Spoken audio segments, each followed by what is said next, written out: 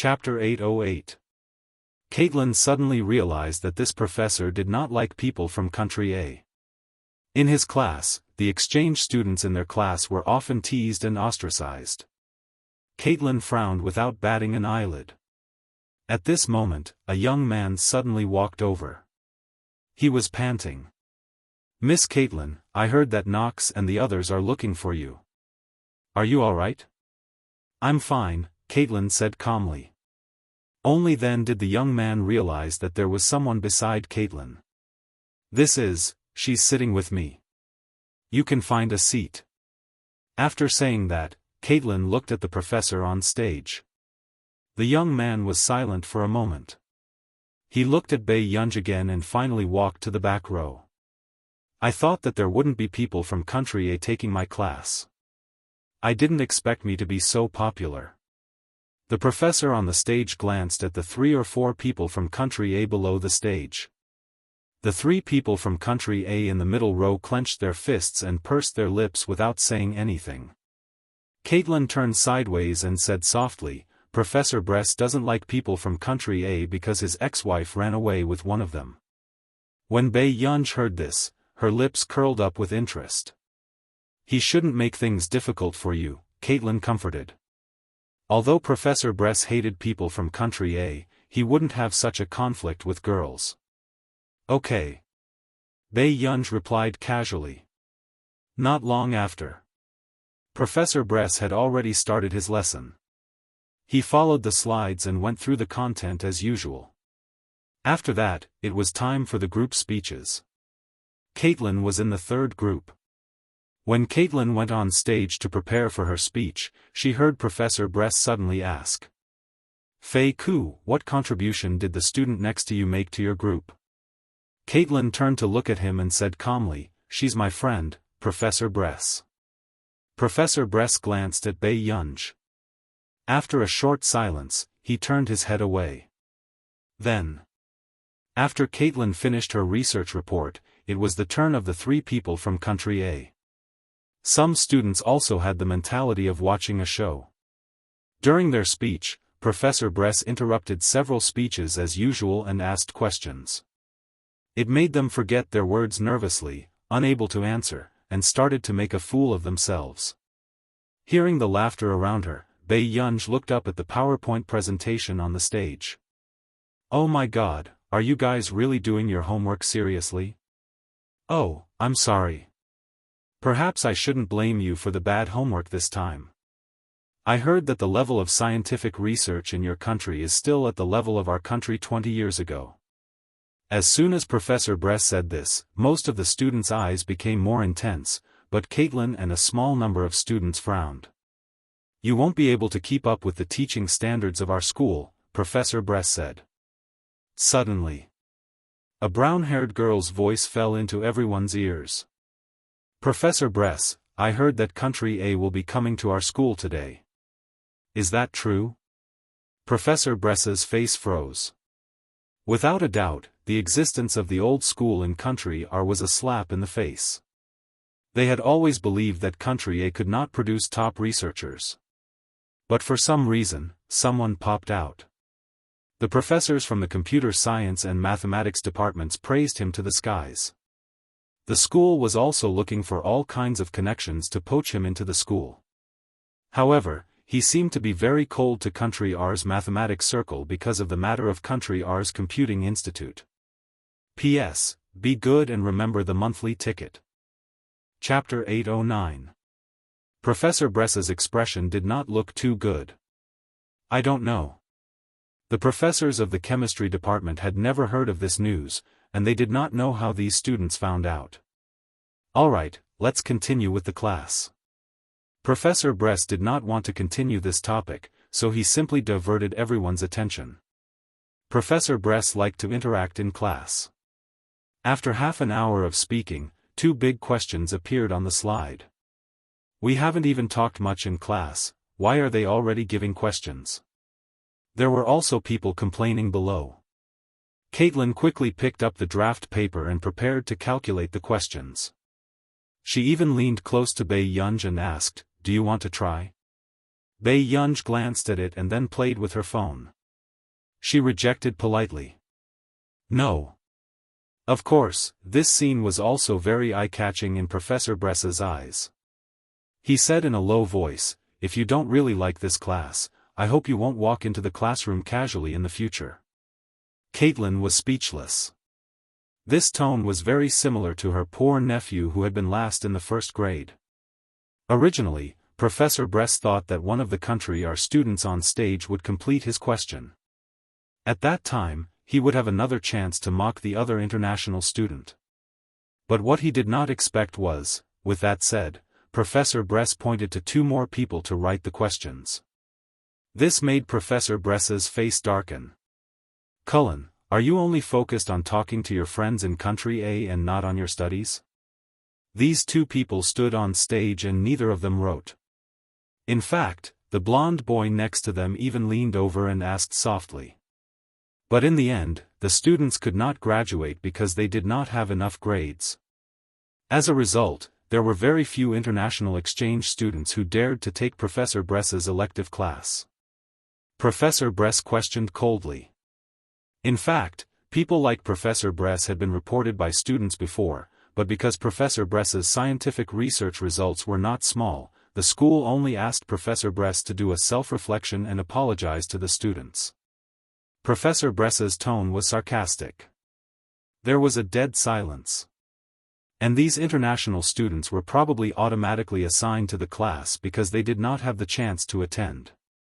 If some people really can't do it, then scram back to their country and stop embarrassing themselves outside. Don't let others think that no one in your country has scientific research talent. A voice sounded slowly, "Caitlin, did the professor in your school pass the psychological test?" Caitlin glanced at the professor. Maybe not. As for the boy who was humiliated on stage, his face turned ugly. "You," suddenly. "Who are you?" Professor Bress's face darkened. He pointed at Bei Yunj and sneered, "If you are an irrelevant person in this class, you should leave obediently." Hearing that Caitlin dared to accompany her friend and call Professor Bress that way, the surrounding people wanted to applaud her courage. The school belle was really bold. However, unexpectedly, everyone saw the girl suddenly stand up. Her bright and untamed eyes were full of high spirits, but there was no warmth in her eyes. "Or do you want to come up and solve the problem?" Professor Bress's tone was full of sarcasm and contempt. As soon as he finished speaking, she smiled casually and changed the topic. "Since we're already here, how can we not make a scene?" "You're right, Professor." Caitlin subconsciously looked at Bei Yunj. "Bei Yunj, this problem. It's not easy to solve." Before she finished speaking, she saw Bei Yunj take off her headphones, put them into her pocket leisurely, and walked up. Everyone subconsciously looked at Bei Yunj. Chapter 8:10. This girl looked young, but did she really know how to solve a problem that no one in the class could solve? Don't get slapped in the face, however. Just as everyone was thinking, Bei Yunj just glanced at the slides and slowly wrote down two answers, 77. 36%. Omega, NaCl, equals 0. 155%. Below the stage. Caitlin's eyes flashed and she looked at the first question that she was just one step away from solving. After she finished calculating, it happened to be the answer that Bei Yunj wrote on the blackboard. However, when Bei Yunj was sitting next to her just now, she didn't look at the question at all. She was minding her own business. This made Caitlin think that Bei Yunj wasn't a professional. Even a graduate student might not have such speed. Similarly, Braith's face stiffened. He didn't expect Bei Yunj to be able to solve this problem. Moreover, this seemed to be a mental calculation. The people on the stage were confused. The more they listened, the more they couldn't understand Bei Yunj's meaning. Only Caitlin looked at Bei Yunj's eyes dimmed. Professor Braith's face became more and more embarrassed. Also, according to the nuclear magnetic resonance spectroscopy that the professor just said, the three-dimensional structure of biomacromolecules in solution, Pei Yunj casually picked up the remote control pen on the podium and slowly flipped to the paragraph that Professor Bress had said at the beginning. She picked out all the subtle flaws in Professor Bress's process and extended other thoughts and knowledge points. From biomacromolecules to recombinant DNA, she could even talk about medical fields perfectly and fluently. Braith even found it very difficult to listen to some of the theories in narrow fields and couldn't keep up with her thinking. This was the first time he had been so ruthlessly criticized in front of all the students. However, the girl in front of him was obviously very young, but her knowledge was even richer than his. Braith's scalp went numb as he listened, let alone the freshman. Pei Yunj broke the chalk in his hand into pieces as if he was playing with it. His gaze was very dark, and the corners of his lips were curled up. Professor Bress, a person can't just be a scientist. He has to grow some brains too. His strength could be said to be terrifying. He had long since surpassed his peers. Until he finished his speech. Their eyes were filled with the words, "Is he starting to cause trouble?" And as expected of a big shot. To be able to snipe Brace until he couldn't speak, this person wasn't just a big shot, this person was a god. In an instant. The students who had been doubting their lives because of that piece of knowledge that made them dizzy suddenly woke up. Professor Bress pointed at Pei Yunj, his face dark and trembling with anger. The other students from Country A also wanted to know which school this person was from in the country. Where did Caitlin find such a god? Too ruthless. This was the first person who dared to talk back to Braith. Scram! Get out of here! Professor Bress flew into a rage out of humiliation. Too strong. However, seeing this scene made her feel so good that her spine went numb. Pei Yunj raised an eyebrow at Caitlin. The corners of her eyes curled up as she slowly walked out of the classroom. Caitlin squeezed the pen in her hand and suppressed the urge to look for Pei Yunj. In the corridor. Pei Yunj picked up Si Chengyan's call. "Master Pei, where did you go?" Si Chengyan's head hurt. Chapter 8:11. I'm here for a lecture. After Pei Yunj finished speaking, Si Chengyan was silent for a long time. Then, Si Chengyan probed, "You didn't cause trouble, did you?" Pei Yunj remained silent. Si Chengyan more or less knew what was going on and smiled gently. Mathematics or computing? Or physics? Pei Yunj was silent for a moment. Chemistry. Si Chengyan was speechless. He had almost forgotten about her medical research with Stephen. Why did someone's brain grow like this? Si Chengyan was once again caught in an unsolved mystery of mankind. Then are you still in Nili University? The moment Si Chengyan finished asking, the eyes of the professors in the conference room lit up. They vaguely understood what Si Chengyan meant. I'm going back. Pei Yunj hummed in response. Si Chengyan immediately said, "Yunj, Nili University has already prepared an identity card for you as an exchange student. Can you come to the mathematics department's conference room to get it?"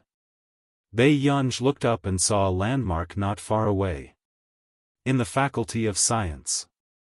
Without thinking, she said, "Okay." At this moment, the mathematics department professors in the conference room were already excited. They were going to see her in person today. Everyone straightened their sleeves and ties and focused their attention on the task at hand. Then, another professor could not help asking, "Oh right, how old is she?" "In her 30s? Si Chengyan said. "Not in her 30s. The professor's body trembled. "Did she just turn 30? Si Chengyan said. "She just turned 19. Instantly. The conference room fell into a dead silence. Zhongyuan Shu, right? At the same time. Pei Yunj had just entered the school when she saw a 7 to 8 meter tall wall of fame. It was daunting. There were 7 photo frames hanging on the wall, 2 of which had portraits and signatures. Only the blank photo frame in the middle had a name written under it. Originally, there were 8 photo frames hanging on the Wall of Fame, but because she had solved 2 questions in a row, one of them was removed. Before Bei Yunj could leave, she saw a group of students surrounding the Wall of Fame, carrying out a mysterious ritual. Gods, please bless me. Please bless me to pass this exam. Please don't fail. Everyone piously bowed to the portrait one by one, looking very organized and disciplined. Bei Yunj's eyelids twitched as he looked at the group of demonic students. Crooked methods. A short while later. Just as Bei Yunj was considering whether to call the security guards, she saw several students from a country take out some fruits from their school bags and put them under the portrait. When the students from the other country saw this, they also had an epiphany and immediately searched for food on their bodies. Chewing gum, oranges, chocolate, lollipops, and even a small bottle of wine were all found and placed under the portrait. The snacks at the bottom of the table were twice as much as the 2 people on the left and right. He had gained a lot. Bei Yunj, true enough. No matter which school it was, there would always be students who would go crazy learning it. The bell rang. All the students scattered like a swarm of bees. Bei Yunj raised her eyebrows and walked slowly to her photo frame. Soon. The door to the conference room was suddenly pushed open. Everyone looked up and saw an excessively beautiful girl walking in with a bunch of snacks and fruits. Which faculty was this freshman from? Before everyone could connect the dots, they suddenly heard Si Chengyan ask. Ancestor, did you rob someone? Where did you get so many snacks? P.S. Be good, remember the monthly votes. There will be a burst of updates next month. The exact date is not clear yet. Chapter 8:12. They saw Si Chengyan talking to the girl who walked in so familiarly. The professors suddenly had a guess, this unbelievably beautiful girl is. If this was exposed, it would definitely be explosive news. Bei Yunj said slowly, someone gave it to me. Si Chengyan raised an eyebrow in disbelief and took out another piece of chewing gum. How can someone give you chewing gum? Are there so many benefits to being beautiful now? With that said, Si Chengyan looked down and saw that there were cigarettes and lighters in Bei Yunj's pile of things. What nonsense was this? When I came in, I saw a student praying to me in front of the famous person wall, begging not to fail the exam, Bei Yunj said slowly.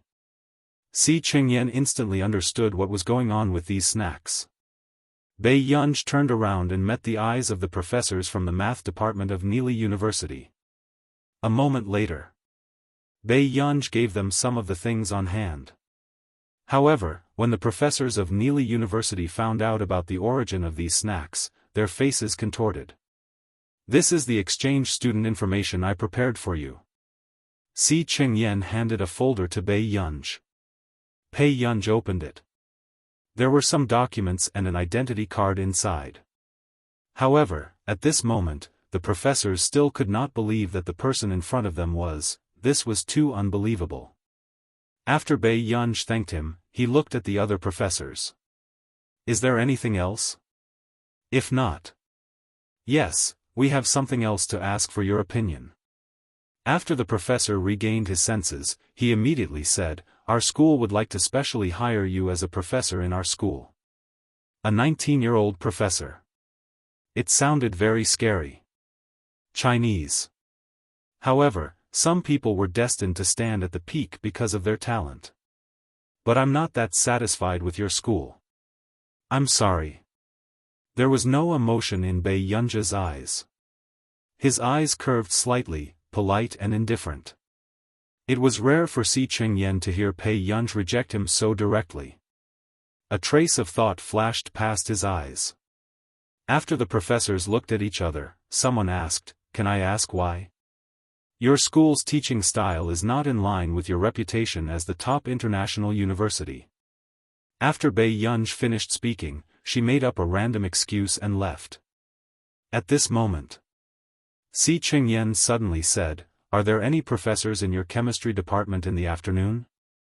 As soon as he finished speaking, the professors seemed to have thought of something and their expressions changed.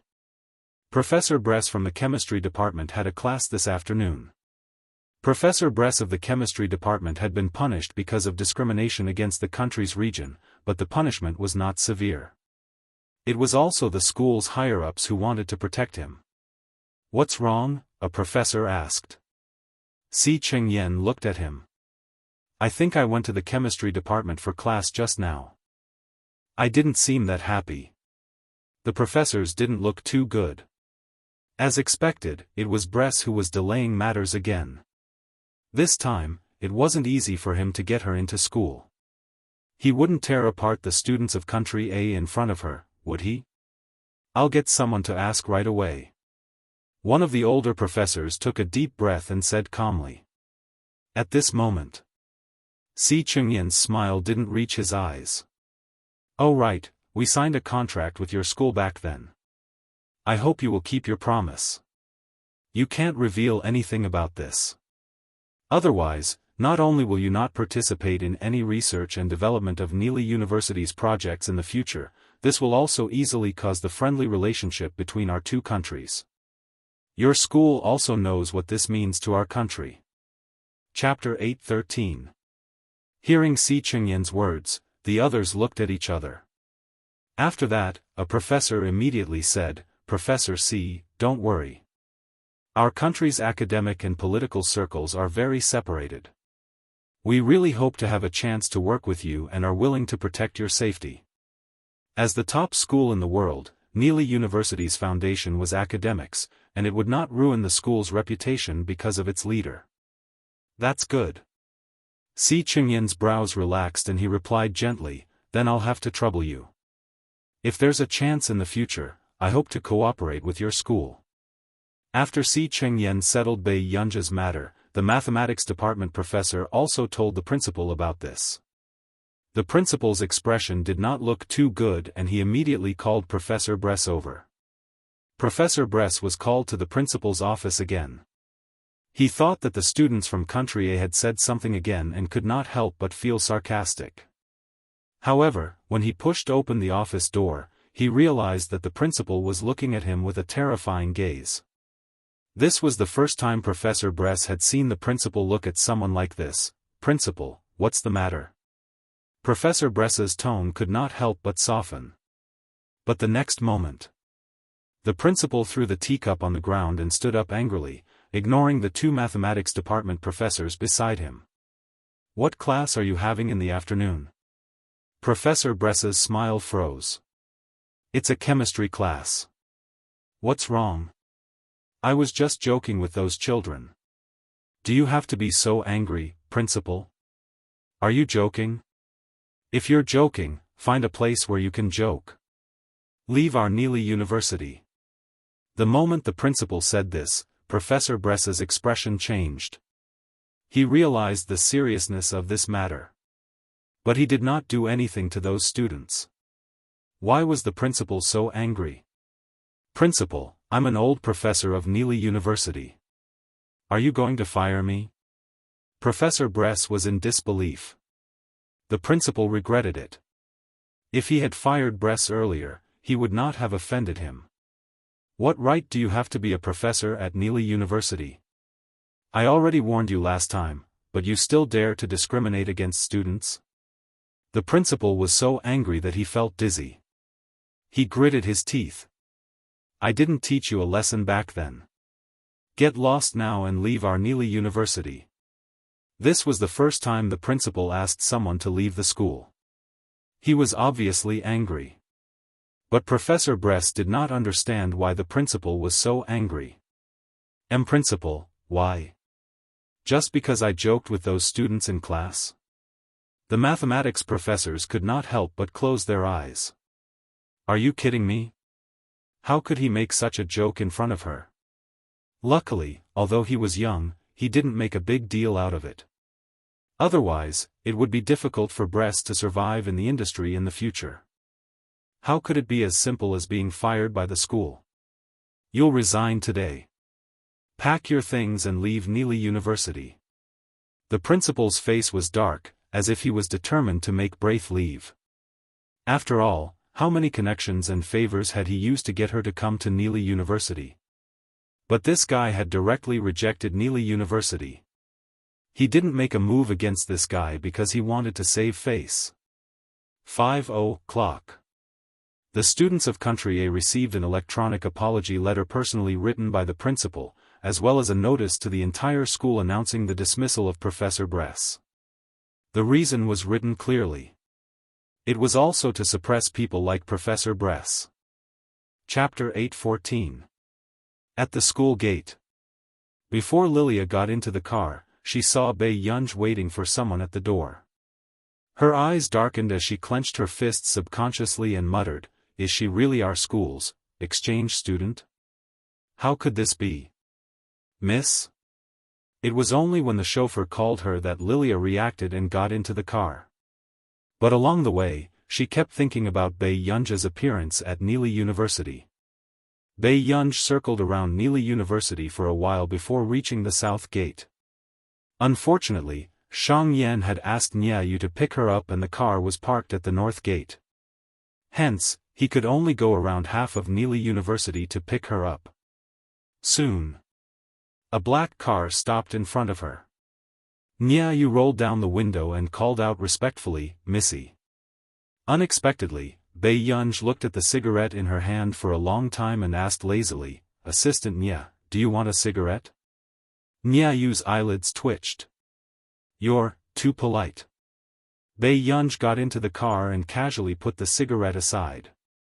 This was the cigarette that the student had placed under her portrait. "Who gave you this cigarette?" Niayu asked carefully as he drove. Bei Yunj said without thinking, "A student of Neely University." Niayu was speechless. This student was actually more like a member of society than him. He didn't even have the guts to pass Bei Yunj a cigarette. As he followed Shang Yan, Niayu also knew that Bei Yunj was the heir of the Higgins family. He also roughly knew that Bei Yunj had a close relationship with the Computing Institute. Moreover, if old Mr. Nance had taken a fancy to Bei Yunj, she was definitely not an ordinary person. "Miss, are you going to the corporation?" Niayu asked. "I love e-books." The elders of the corporation had long wanted to see who the new heir was. After all, they had always thought that Nance was going to save this position for Shang Yan. But unexpectedly, this old man turned around and changed it to someone else. "No, I want to rest." After Bei Yunj finished speaking, Niayu nodded. "Then I'll send you back to rest first. When you came to Neely, old Mr. Nance had already prepared a place for you to stay." Hearing this, Bei Yunj responded faintly and did not think about anything else. But when they were about to arrive, Bei Yunj realized that something was wrong. Wasn't this road leading to the Baiyin Manor? Bei Yunj asked, "Where do I live?" "Backton Manor." Niayu raised his mouth and smiled. Neely only has two private noble manors. One was Backton Manor, and the other was Baiyin Manor. "Oh, Baiyin Manor, it's right next to Mrs. Manor." The other noble manors were also confiscated and turned into tourist areas. As for the newly built manors and villas, they couldn't compare to Backton and Baiyin. Bei Yunj. Yeah. Seeing that Bei Yunj didn't seem to be interested in where to live, Niayu didn't say much. Until they arrived at Backton Manor. Bei Yunj stepped on marble tiles.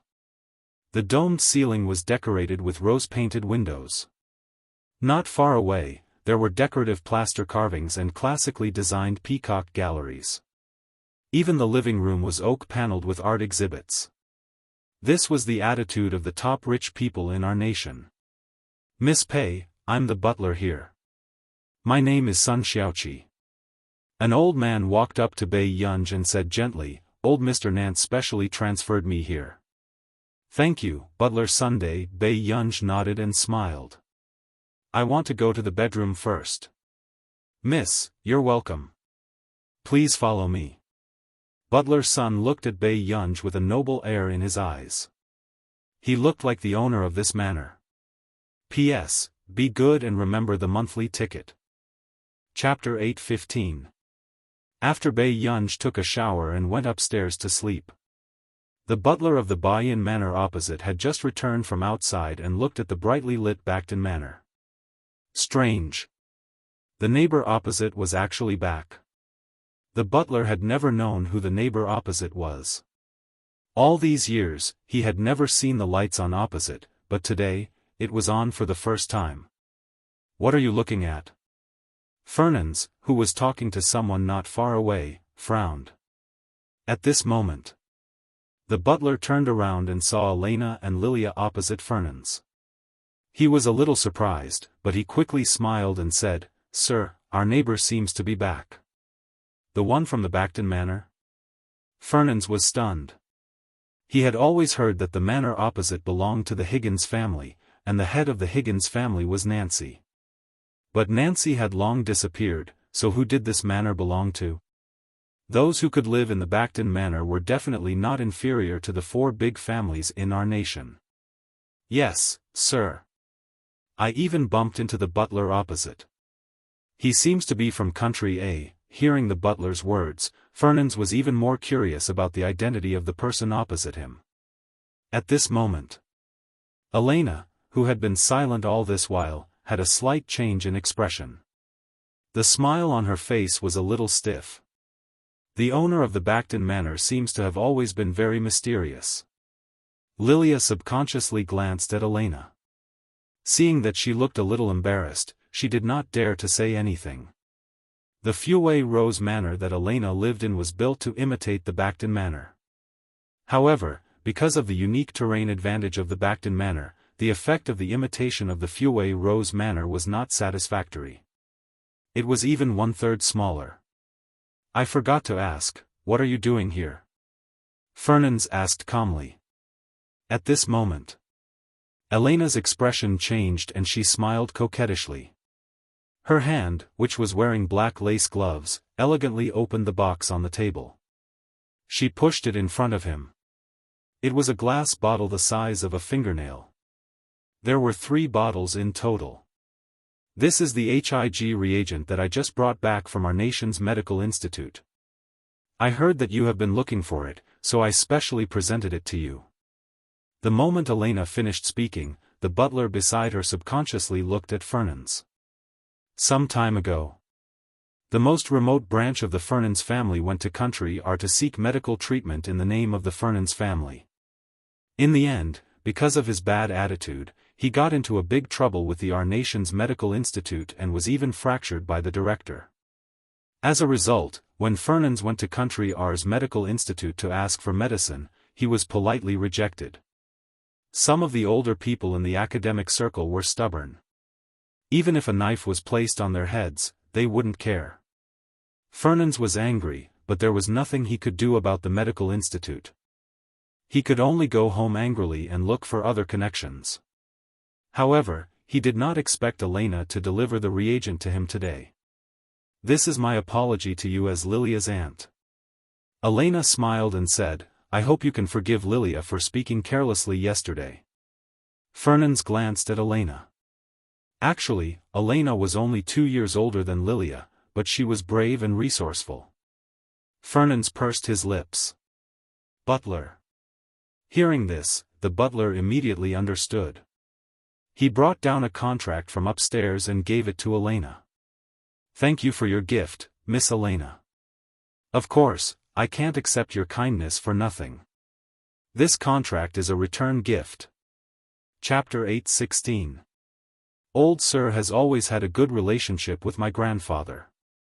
If I accept your gift, he won't be happy. A dark look flashed past Elena's eyes as she smiled. These are 2 different things. After saying that, Fernans looked at her.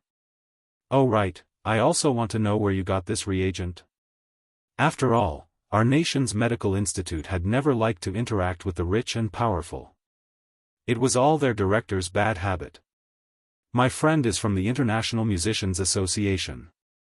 She has a good relationship with the members of the medical institute and helped me get 3 reagents." A dark look flashed past Elena's eyes and she said, "If there's a chance, I'll introduce you." Fernand did not say anything. Elena knew that this matter was settled. She curled her lips and said casually, I heard that a lady came to your house yesterday. Fernand looked at her. That's right. She should be quite an outstanding girl. Lilia also said that she met her at Neely University today. Hearing Elena say this, Fernand was also surprised. Neely University? That naughty girl from yesterday looked like an indecent student. She could still come to Neely University as an exchange student? Maybe the girl keeps a low profile. She looks like a very capable lady. Elena curled her lips and a strange glint flashed across her eyes. She continued, Old sir, if you're free, why don't you go to Neely University tomorrow and get to know this lady better? With that said, Elena did not disturb him further and left with Lilia. On the way, Lilia could not help asking, Aunt, but I don't know where that girl is attending classes. What does it matter? I've already gotten someone to check. After Elena finished speaking, she received a message. She looked down and could not help but laugh. Interesting. She's also in the computer department. Lilia looked up instinctively. She's in the computer department? Under normal circumstances, why would they arrange for someone to be in the computer department? 123 book website. This was Neely University's trump card, and the pressure was also the greatest. Hence, the school's psychological guidance room was mostly filled with computer department students. Since it's such a coincidence, you have to perform well tomorrow. Elena instructed. Lilia nodded and pursed her lips. I understand. Although she called Elena her aunt, she was the young miss of a side branch of the Angel family. If Elena thought she was useless, she could disappear into Neely at any time. Also, Elena had been going to the International Musicians Association a lot recently and had taken a fancy to a talented young pianist. While passing by, Elena glanced at the Backton Manor with a gloomy gaze before retracting her gaze. The next day, at 9 in the morning, Si Chengyan had already called Bei Yunj several times. Master Pei, where are you? As soon as he answered the call, Si Chengyan was about to break down. Bei Yunj wiped her hair and said slowly, What's the matter? Si Chengyan. Do you remember your identity as an exchange student? Bei Yunj replied, I remember. Si Chengyan's eyelids twitched. Then what are you doing now? Skipping class. Si Chengyan, ? I'm busy these 2 days. Let's talk about it in a few days. After that, Bei Yunj hung up the phone and prepared to go out. However, not long after Bei Yunj rejected the butler's private car and walked out of the manor, she looked up and saw a familiar car parked beside her. It was Fernand who got out of the car. Chapter 8:17. Suddenly, Bei Yunj's eyes met with Fernand's. The atmosphere fell into a subtle chill.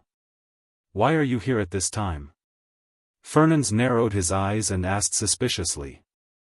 Bei Yunj also sensed his and the butler's probing gazes. Then, just as she was about to tell the truth, she heard Fernand look at her angrily. Even if you can't keep up with your studies, you can't skip class. Bei Yunj took back what she wanted to say. The butler immediately advised, Old sir, Miss is still young and insensible. She's already an adult, yet she's still young? When Fernand thought that the future wife of the family head was like this, he almost blacked out. Both of them were only concerned about Bei Yunj and did not appear at school. However, they forgot to think about why Bei Yunj would appear at the entrance of the Backton Manor at this time. Then I'll go to school. With that said, Bei Yunj was ready to leave. However, he did not expect to be stopped by Fernand. Wait. Bei Yunj turned around and heard Fernand say, I happen to have something to do at Neely University. Let me send you off. Bei Yunj. Okay. After getting into the car, Bei Yunj sent a message to Shang Yen. Not long after, everyone at Higgins Corporation received the news that their future boss had stood them up. Some people even guessed that their future boss was deliberately trying to intimidate them. However, in the car, Mr. Fernand's expression did not look too good. "Where are you going to class?" Bei Yunj said without hesitation, "The computer science department." As soon as she finished speaking, Fernand and the butler seemed to understand why Bei Yunj had skipped class. They did not know what Bei Yunj's high school and Neely University were thinking. A third-year student was sent to the computer science department as an exchange student? The computer science department of Neely University was famous for being crazy. It was said that the last place in the computer science department had transferred to another department because of the pressure, but in the end, he became the first place in another department. Fernand wondered if it was still possible to turn around and send Bei Yunj back. Although he felt that Bei Yunj should study hard at this age, he did not want Bei Yunj to be tortured by the computer science department. "Who chose this major for you?" Fernand asked. Bei Yunj thought for a moment. "I should have chosen it myself." Fernand and the butler, then he couldn't blame anyone else. Along the way, Fernand wanted to say something but hesitated. In the end, when he got out of the car, he could not help but ask, "Are you sure you want to be an exchange student in the computer science department?" "Yes." Bei Yunj had no choice but to take out the rolled-up information sheet from her pocket. After laying it out, she could clearly see the class she was going to attend. He was a third-year computer science student. When Fernand saw it, he froze and was about to fight with the principal of Neely University. Wasn't this too much? Sending a third-year student to the third-year computer science department? Was this something a human would do? Just as Fernand was about to say something to Bei Yunj said, "Grandpa, I'll go to class first." With that said, Bei Yunj left. "Old sir, what do you think?" The butler, who was at the side, also felt that Neely University was deliberately targeting the exchange students from country A. "Let's go and settle the score with that old fool." Fernand's face darkened as he turned around and walked aggressively to the principal's office. P.S. Be good and remember the monthly ticket. Chapter 8:18. On the other side. The professor in class put on his glasses and looked at the name list in his hand. He frowned in confusion. When did an exchange student come to our school? This name list was placed on his table this morning. Bei Yunj? The professor shouted at the classroom hall, but no one answered. A dark look flashed across Lilia's eyes. She did not expect that person to be late for no reason on the first day of the exchange students' class. Was she relying on the Fernand's family behind her? Coincidentally, the morning class was late that day. Just as the professor's expression was not too good and he shouted for the third time, a voice suddenly sounded from the door. "Sorry, Professor, I'm late." In the blink of an eye, the crowd saw a beautiful girl. Her eyes were lazy and unruly, causing people to be dazzled. The professor felt that Bei Yunj's tone was quite sincere. Because of this face, the professor's expression softened. "Why are you late?" Bei Yunj did not think that she could tell the truth in this situation. After thinking for a long time, she found an excuse. Helping an old grandpa cross the road. All of a sudden, the atmosphere was quiet. The professor's expression darkened again. A few girls could not help but burst into laughter as they looked at the girl at the door. This was the first time they had met such a student from country A. She was too daring. As expected, when the professor heard this, he asked Bei Yunj to stand at the door to see if there were any other old grandpas who needed help. Bei Yunj propped her head lazily and glanced at the message Delaney sent her. She threw her phone back into her pocket. Until class ended. Only then did the professor allow Bei Yunj to return to the classroom. At this moment, the students were privately splitting into groups. "Have you guys split into groups?" After saying that, the girl looked at Bei Yunj again. "With the exchange student, there's no shortage of people." With that said, everyone glanced at Bei Yunj and immediately rushed to form a team. "Lilia, can I be in the same group as you? Lilia, come with me. Bei Yunj turned around and saw a familiar face. She saw Lilia look up at her and raise her eyebrows at her. She slowly walked to the back seat and found an empty seat. In these 10 minutes, everyone was scrambling to form a team with the outstanding students in the class, fearing that they would encounter a bad teammate. But in the end, there would still be students who were left behind.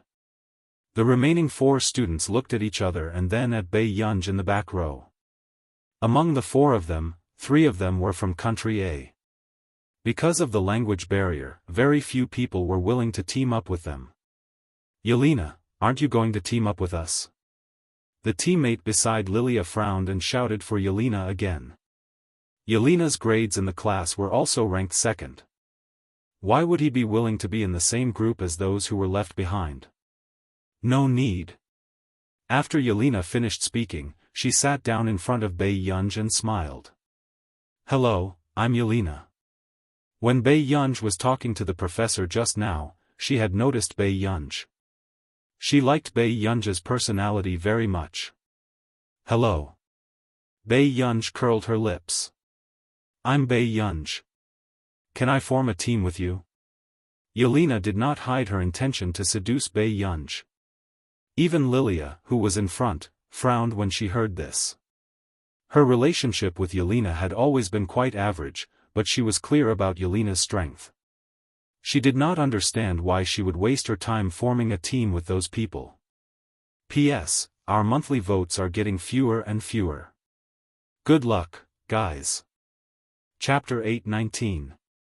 Bei Yunj glanced at Yelena and answered casually. The other 3 looked at each other and immediately asked, Then can we team up with you? Bei Yunj glanced at them. Anything is fine. Hearing this, the 3 of them finally heaved a sigh of relief. But the next moment, they heard a sneer not far away. No way. Do they think they can make a comeback with Yelena? Yelena hasn't come to class for 2 to 3 months. Who knows what the group report will be like this time? Don't talk about it. Didn't they bring along a burden who doesn't know anything? I don't know what kind of background that person has. How can a third-year student become an exchange student of our 3rd year? And other than her, I've never heard of any exchange students in our school. The others started discussing, especially Lilia's team. They were full of pride and were already determined to get first place. Lilia, how should we arrange the group report this time? Someone asked. Lilia also smiled. There's no hurry. There's still 4 to 5 days. There won't be any problems. The group report this time was actually for the speech in 4 days. 4 days later, the Delaney Group's key project would come to Neely University to pick people to join their project team. Now, the Delaney Group was very popular and had become an employment company that computer science students were scrambling for. However, the Delaney Group had always been strict in choosing people. Even at a top school like Neely University, only a few could enter the Delaney Group. Someone asked carefully, Lilia, do you want to intern at the Delaney Group or Angel Group in the future? Everyone waited for Lilia's answer. Lilia curled her lips. I don't plan to enter either of them.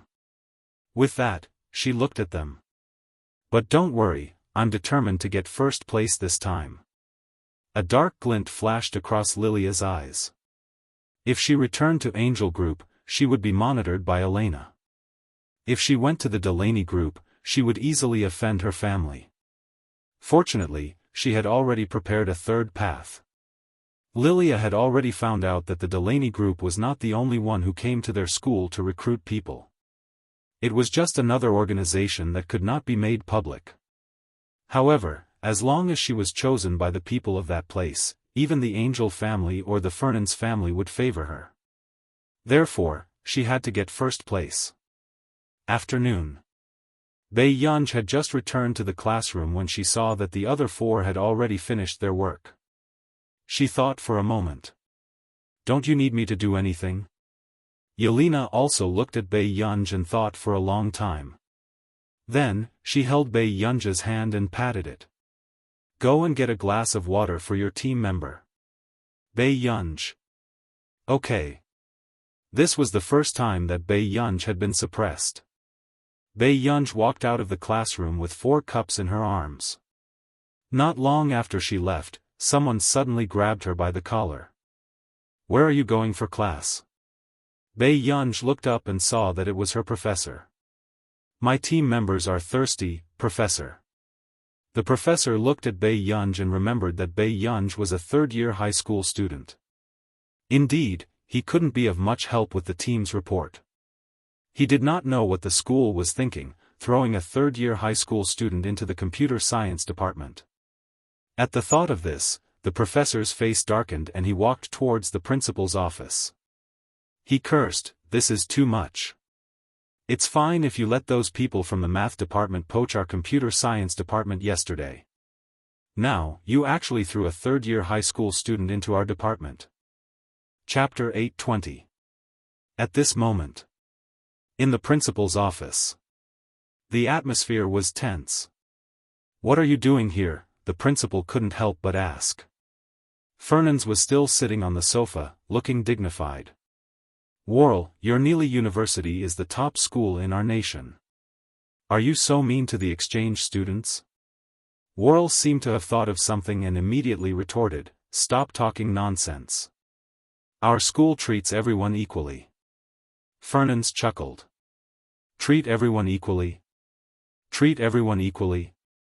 You don't treat the exchange students as humans?" The butler beside him looked down and didn't say a word. "What nonsense are you talking about?" Principal Worrell had a headache. He didn't know why Fernans had come to find trouble with him today.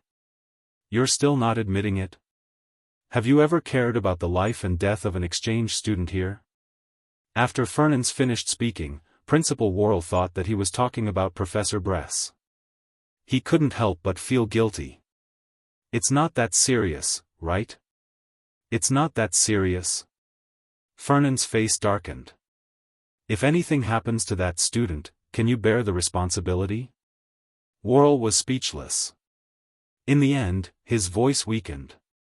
"I'll comfort them and give them some rewards." Fernan's expression improved slightly when he heard that. "What reward?" Principal Worrell said, "A bonus. You think it's over just by paying some money?" Fernan's eyes widened. How could the Fernans family lack this bit of scholarship? Principal Worrell found Fernans annoying, but he couldn't show it on his face. He could only ask with a fake smile. "Then what do you think we should do?" "Let's get a postgraduate degree and enter a key laboratory." Fernans nodded in self-affirmation, feeling very satisfied. Little snail Chinese network. The butler's eyelids twitched when he heard this exorbitant demand. Principal Worrell was speechless. He really dared to say that. "No." Principal Worrell rejected with a dark expression. "Our school has never had such an example." "Really?" Fernans leaned over and asked, "Then what if I donate a few more buildings?" Principal Worrell said, "No." "Then I'll fund your school's laboratory." Principal Worrell suddenly paused and fell silent. "Is your illegitimate son inside? Or your son's illegitimate son?" Headmaster Worrell asked. Fernan's face darkened. "Cut the crap." Principal Worrell smiled and leaned back on the sofa leisurely. "Mr. Fernans, I'm really sorry. Mr. Delaney has already decided to fund our laboratory."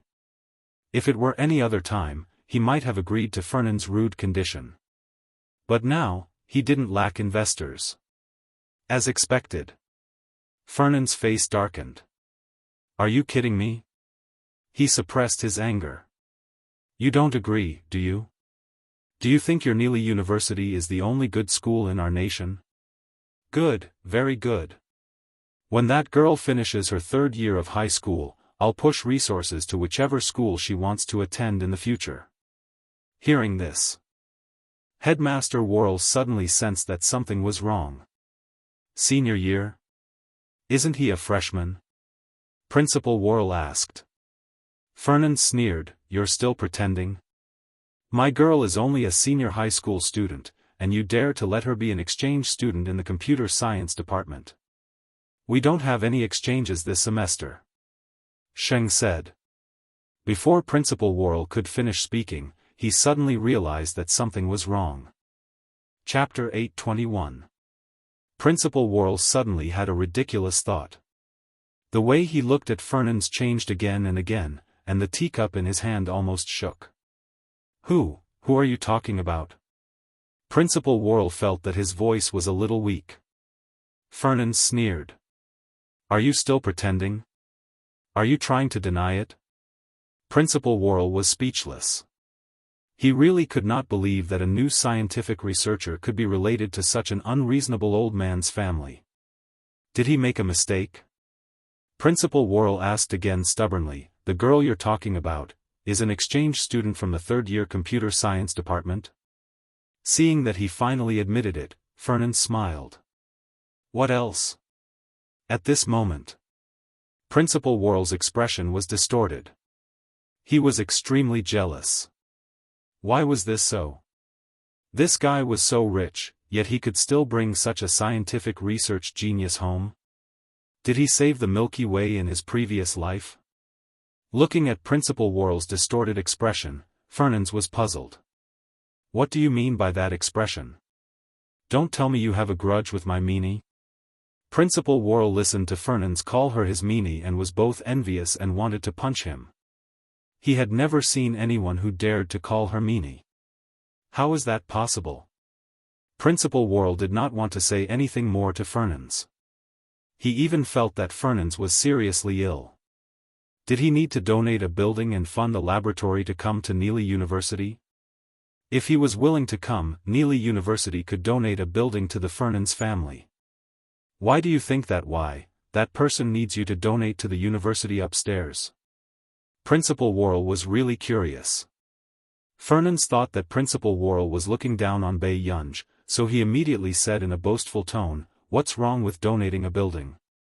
Our Mina's studies are poor, so is it a problem for her to be ordinary? Let's pick the books. Our girl is so good-looking. Even if she's a vase, she's the prettiest. The butler's eyelids twitched, and he could not help but look at Fernand again. Didn't he say that the madam of the family could not be like Miss Pei, who only had a face? When Principal Worrell heard this, he did not know what expression to put on. There were probably not many people who could say that she was a vase. Suddenly, a dark look flashed across Principal Worrell's eyes before they suddenly became gentle. Actually, your family's girl can also come to our school. Fernand was surprised.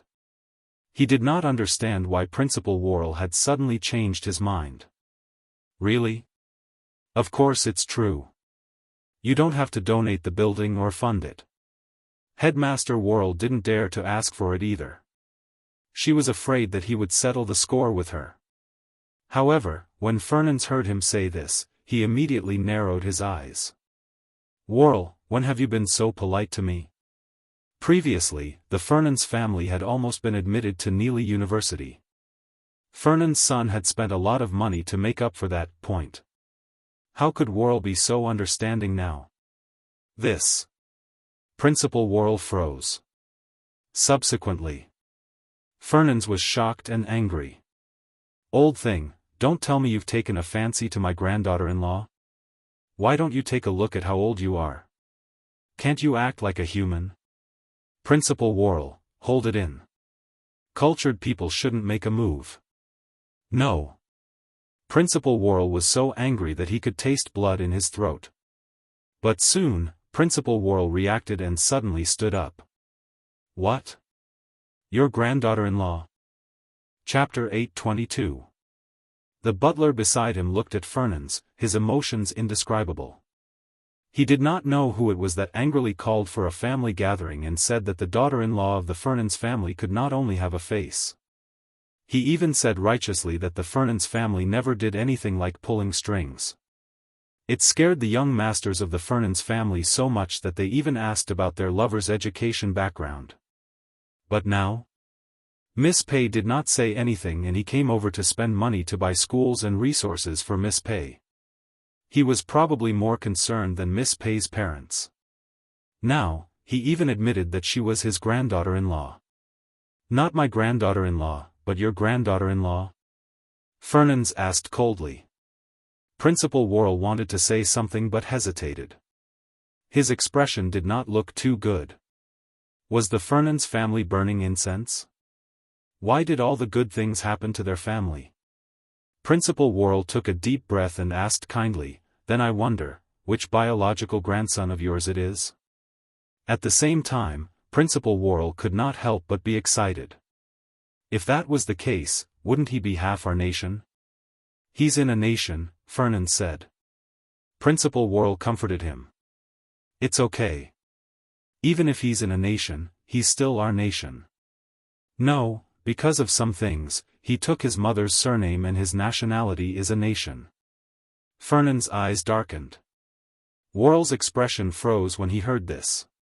Why are you so curious about Armeni? Fernand looked at him strangely. Principal Worrell coughed softly and did not dare to say anything. After all, if she wanted Fernand to know her true identity, she would have said it long ago.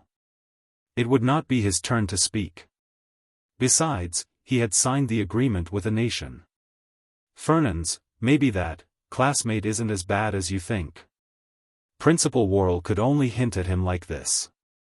Fernand shook his head. I don't think that girl has a good temper. She's probably a troublemaker. Principal Worrell was speechless. Can I have such a troublemaker as my granddaughter-in-law? Headmaster Worrell hated such people who did not know how lucky they were. After Principal Worrell sent Fernand off, the professor from the computer department slammed the door of the principal's office angrily. Headmaster Worrell hadn't even taken a sip of his tea. What's the matter? Principal, how can you place a third-year exchange student in our class? We're from the third class. Principal Worrell's eyelids twitched. He remembered that this batch of professors had not signed the agreement yet. It's only for a few days anyway. Just bear with it. After that, Principal Worrell didn't even open the door. He put on his earpiece and turned on the computer to watch the basketball match. The professor outside shouted for a long time, but when he saw that the principal didn't come out, his face changed. This was too irresponsible to the students. This was also the first time he knew that third-year high school students were sent to the third-year university as exchange students. How was this the style of a top university? The professor was angry for a long time, but he could only return to the classroom. Sitting in the car, Fernand recalled Principal Worrell's vague words to Bei Yunj. It was as if they didn't dare to recruit Bei Yunj into the school after hearing what he said. Fernand asked the butler in confusion, so that Mina's studies are so bad that I can't get into Neely University even if I spend money? The butler smiled gently. Sir, it might also be because your words just now scared Principal Worrell. Chapter 823. Fernand frowned. I'm not agitated. With that said, however, Fernand was clearly worried. He was worried that the Fernand family would have such a wife in the future. At the same time, Bei Yunj saw the message from Shang Yan. Shang Yan, the people from the technical department said that they want to change your project. Bei Yunj raised an eyebrow and replied quickly. Shang Yan, they haven't gotten off work yet. Bei Yunja's eyes flickered and she looked at Yelena. You really don't need my help? Yelena turned to look at Bei Yunj. You're the face of our team. What can you do for us? Bei Yunj was silent for a moment. Then I'll go back first. I still have something to do. Then you can go back. Yelena was very generous, and the others looked at this third-year high school girl with kind eyes. This was a third-year project report. No matter how inhumane they were, they wouldn't exploit a third-year high school girl. Then, from the corner of her eye, Lilia also saw Bei Yunj leaving with her things. Lilia? Someone called out to her and followed Lilia's gaze. When they saw Bei Yunj leaving, they couldn't help but sneer. Yelena is so magnanimous. She brought 3 burdens and a third-year high school kid who can't help at all. Lilia also laughed. A dark look flashed across her eyes before she turned her head away disapprovingly. However, just after Bei Yunj agreed to go to Higgins' group, she walked on the campus with her hat pressed down. At the same time, the butler was still comforting Fernand's. "Number 5-inch-old sir, you don't have to think so much. Mr. Hu won't pick the wrong person." The butler continued to smile. "Maybe Miss is also a promising talent." "Stop the car." Before the butler could finish speaking, Fernand's interrupted him. Then, the butler looked up and saw Bei Yunj walking slowly by the roadside. The butler was speechless. Neely University's computer science students wouldn't be loitering around the campus at this time. Then it was confirmed. Miss Pei skipped class twice a day. In the face of this situation, the butler, who had always been full of smiles, could no longer smile. The next moment, the gloomy Fernandes opened the door and got out of the car. As it happens, the moment Bei Yunj looked up, she saw an old gentleman in a suit beside her. Bei Yunj obviously didn't expect to be caught by the old man twice in a day. "You skipped class twice a day?" For the first time, Fernandes knew what it meant to expect better from someone. In the past, in the family, the younger generation did not dare to cry and make a scene in front of Fernandes. It was their parents who strictly restrained them. Therefore, in Fernandes' eyes, all the juniors were obedient, sensible, and proactive. This was really the first time in Fernandes' life that he had encountered a thorn like Bei Yunj. Bei Yunj paused for a moment, then slowly chewed on the candy. When the butler saw how furious Fernandes was, he could not help but lower his head and hide the smile on his face. He suddenly seemed to know why Fernandes would not let Bei Yunj go. Everyone was well-behaved, respectful, and obedient in front of Fernandes. Only this girl in front of him had an unruly personality, but she was very likable to the elders. And the Fernandes family had never had such a junior. The only girl in the family was like a mouse seeing a cat when she saw Fernandes. Chapter 8:24. Seeing that Bei Yunj did not speak, Fernandes became even angrier. "Don't you have anything to say?"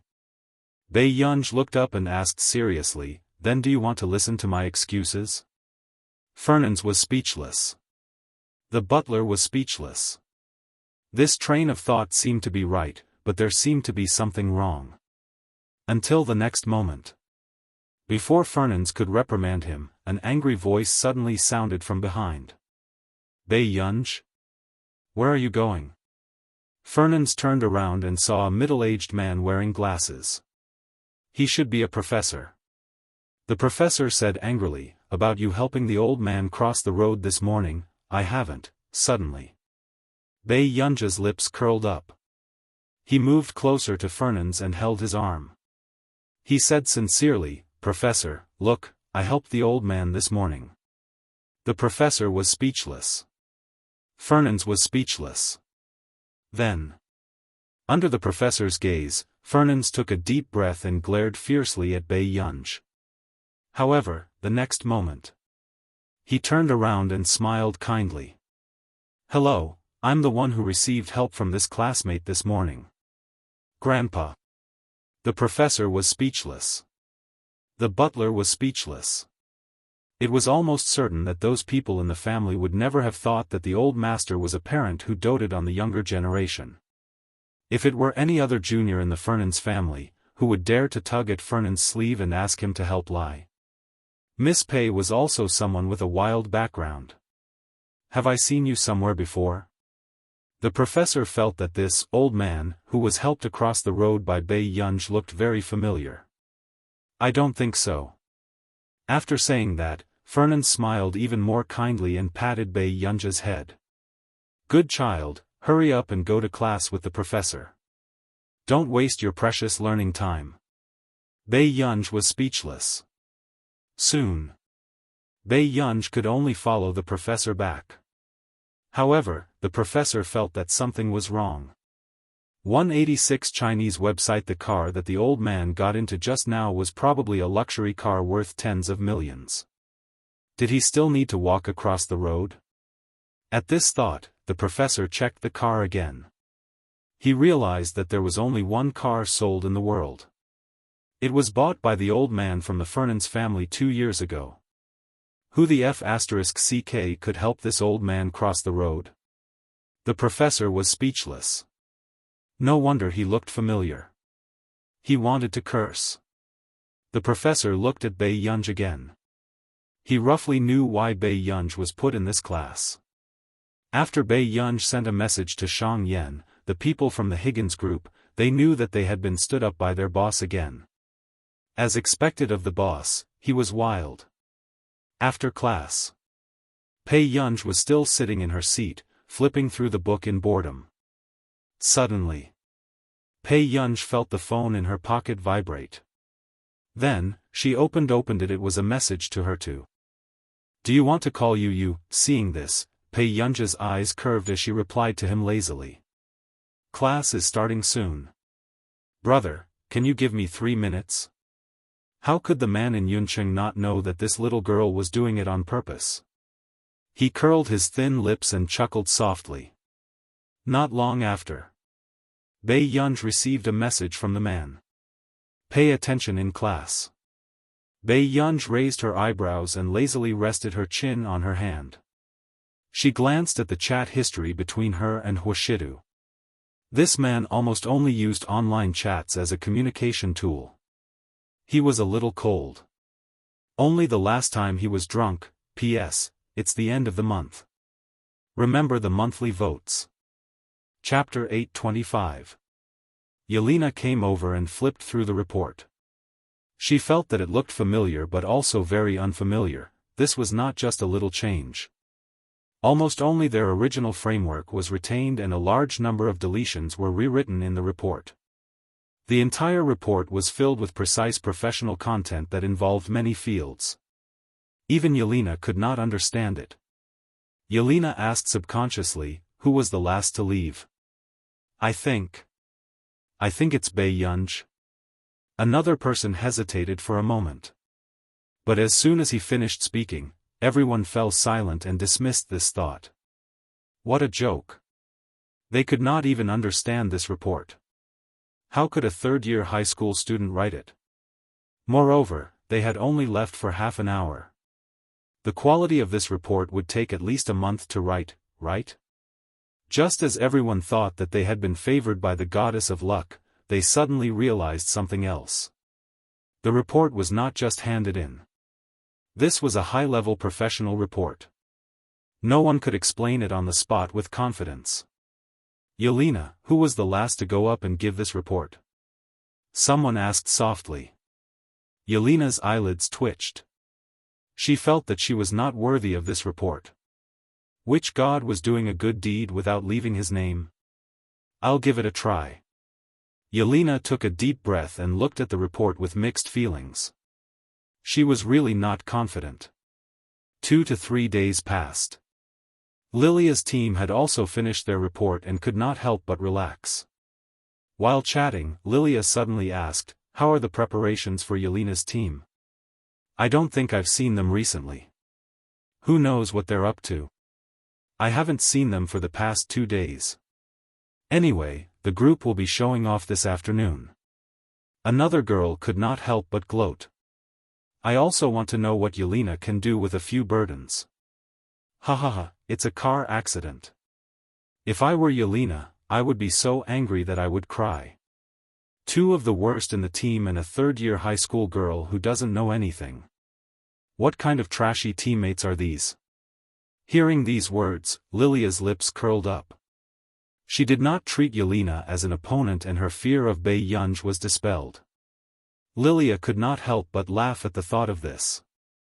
Over the past few days, he had observed Bai Yunj for a long time.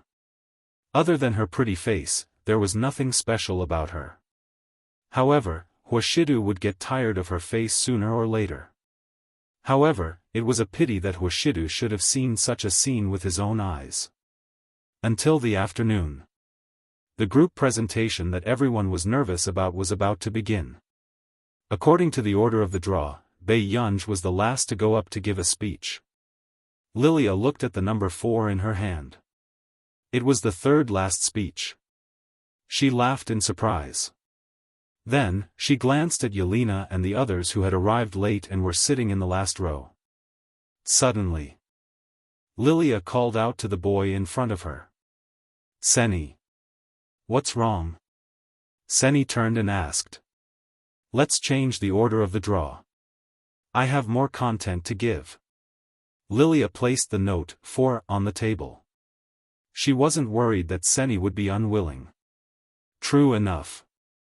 Seni was shocked to see Lilia right in front of his team.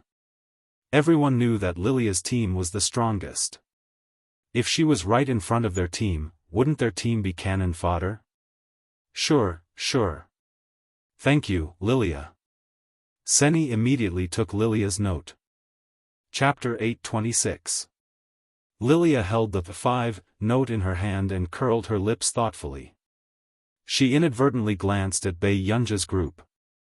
Bei Yunj stretched out her hand casually and gently tugged at Yelena's hair. "Are you done memorizing it?" Yelena almost cursed.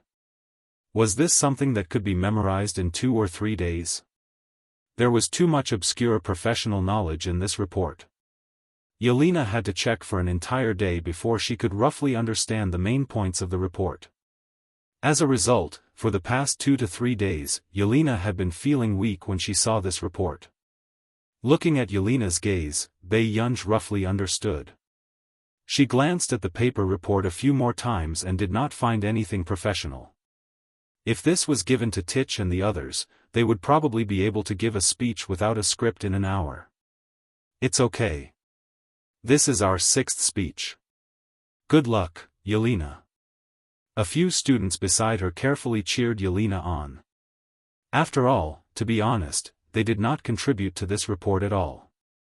They only helped Yelena check some professional information. They might as well have done more than Bei Yunj, who helped Yelena fetch water every day. The corners of Yelena's mouth twitched. She felt that she was already the hope of the entire group, so she could only bite the bullet and continue memorizing. However, not long after, the members of their team could not help but curse. F***ck, what? I clearly saw that Lilia's lot was 4. How did it become Seni? Hearing this, the others immediately reacted. These 2 groups had secretly changed the order. If this behavior was not deliberately targeted at their group, they would not believe it.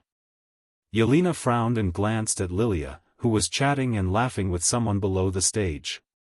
The professors who came to listen to the class gave the reports and speeches of the first few groups. They were not very high. U9 book according to the content and the score of the speech, the content was 60 points and the speech was 40 points. The other groups only got a little over 70 points. Seni's group got 76 points, which was the highest so far. But not long after. After Lilia went on stage, everyone could sense that Lilia's choice of topic was very good. It was a different approach. When the professors below the stage saw the report in their hands, they could not help but nod in admiration. In the 20-minute speech, Lilia almost went off script. The professors were not in a hurry to ask questions. She directly got the highest score on the field, 87 points. The pressure on the group at the back had simply skyrocketed. After getting off the stage, there was a smile on Lilia's lips. She even glanced at Yelena and Bei Yunj casually before she slowly sat down in her seat. Below the stage, there was a heated discussion because of the professor's grading 87 points. This score was too arrogant, wasn't it? The first one starts with 8 points, and it's only 3 minutes away from 90. F***ck, luckily we're not behind their group. Otherwise, wouldn't our score be crushed to death? This is more than being crushed to death. Don't you know the standard of Yelena's team? I don't think Yelena can write a good report by herself. I hope she doesn't fail. Serves her right. Didn't she choose the group herself? Amid the discussion, Yelena had already grasped the manuscript and walked onto the stage.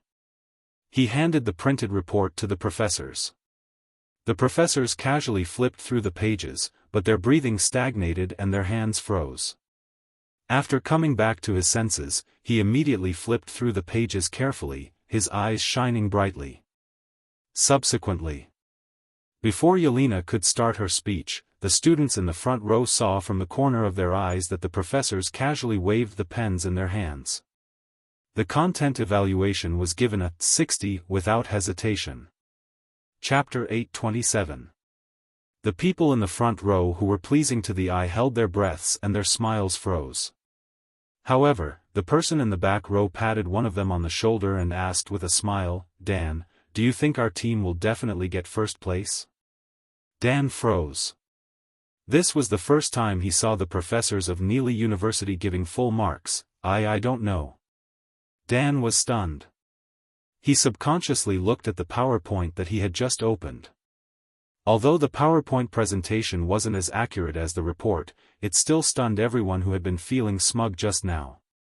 Who wrote this? Yelena had taken so long off because she had returned from her cultivation.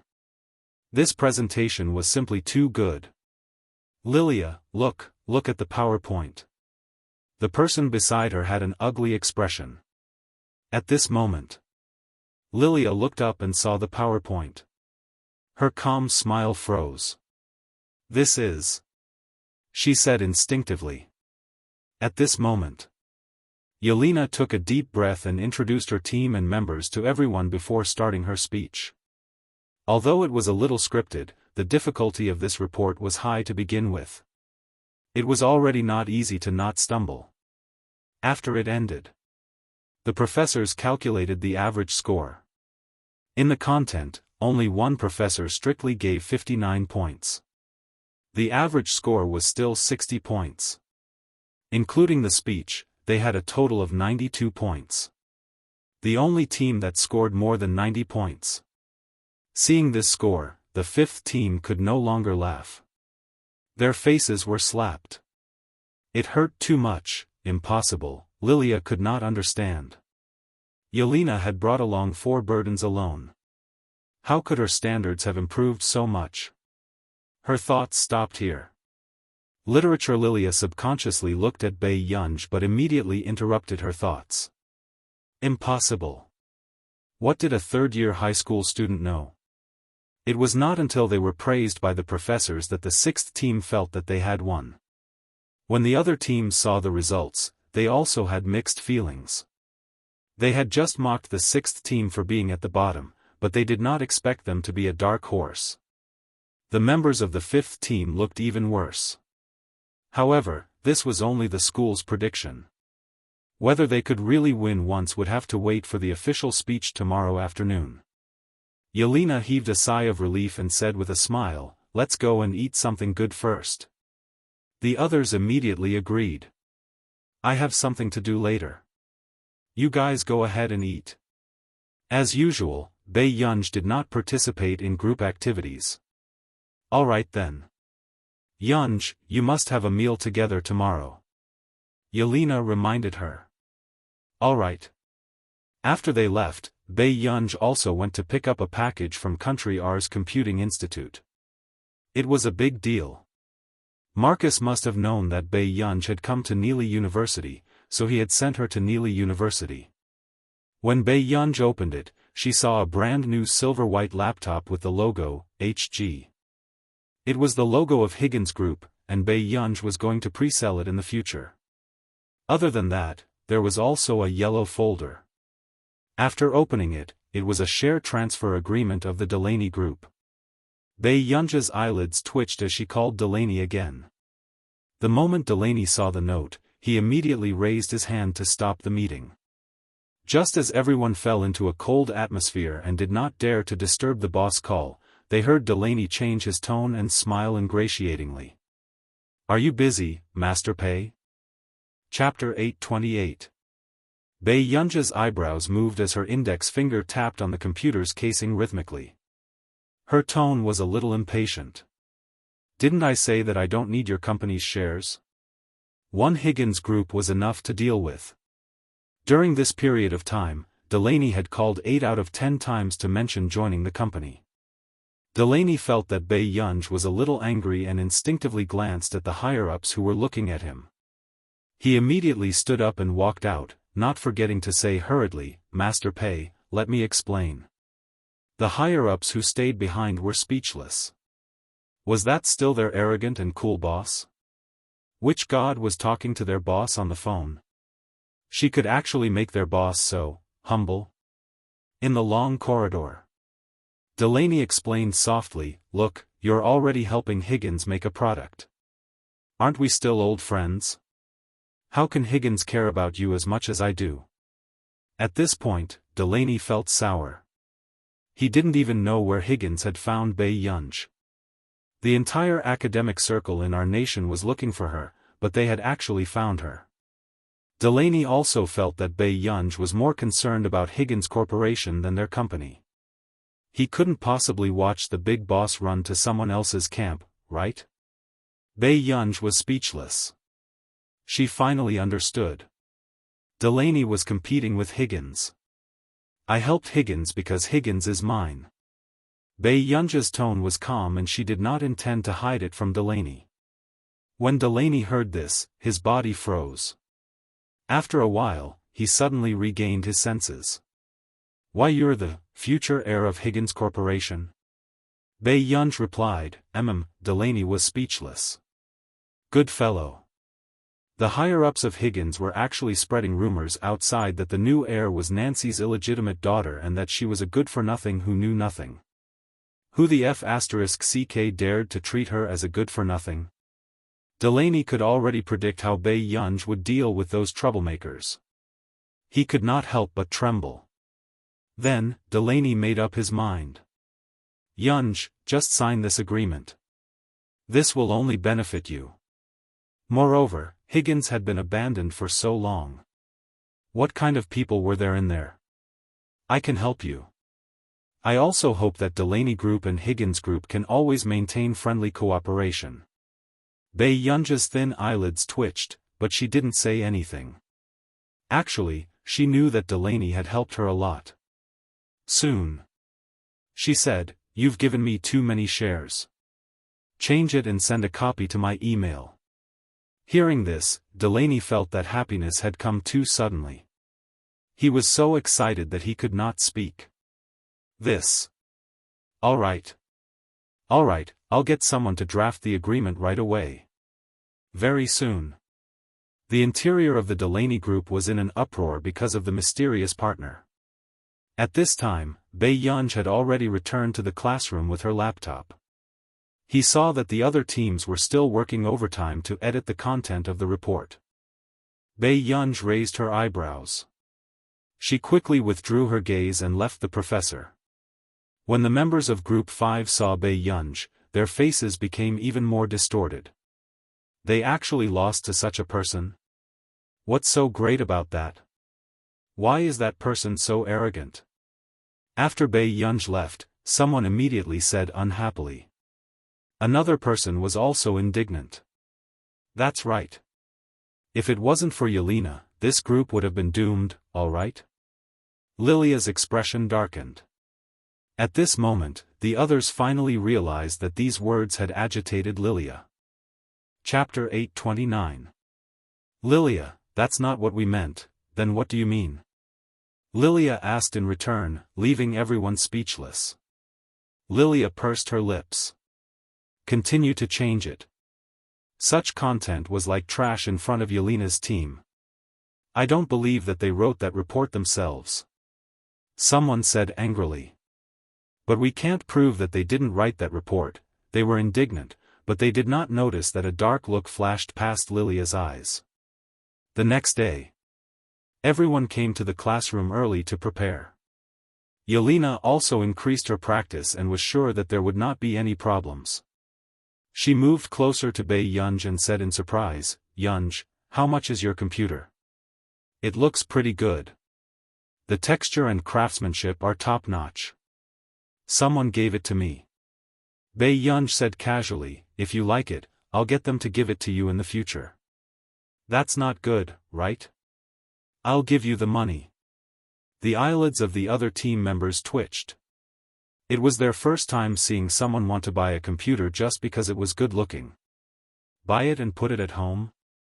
Bei Yunj had always had no concept of living expenses. For example, the last time she recorded a variety show, she bought a watermelon for 100 yuan. She thought of a cheap price and asked tentatively, 10,000 yuan? With that said, everyone else's bodies trembled. They did not understand how this lousy computer was really worth 10,000 yuan. But then, Yelena was pleasantly surprised. So cheap?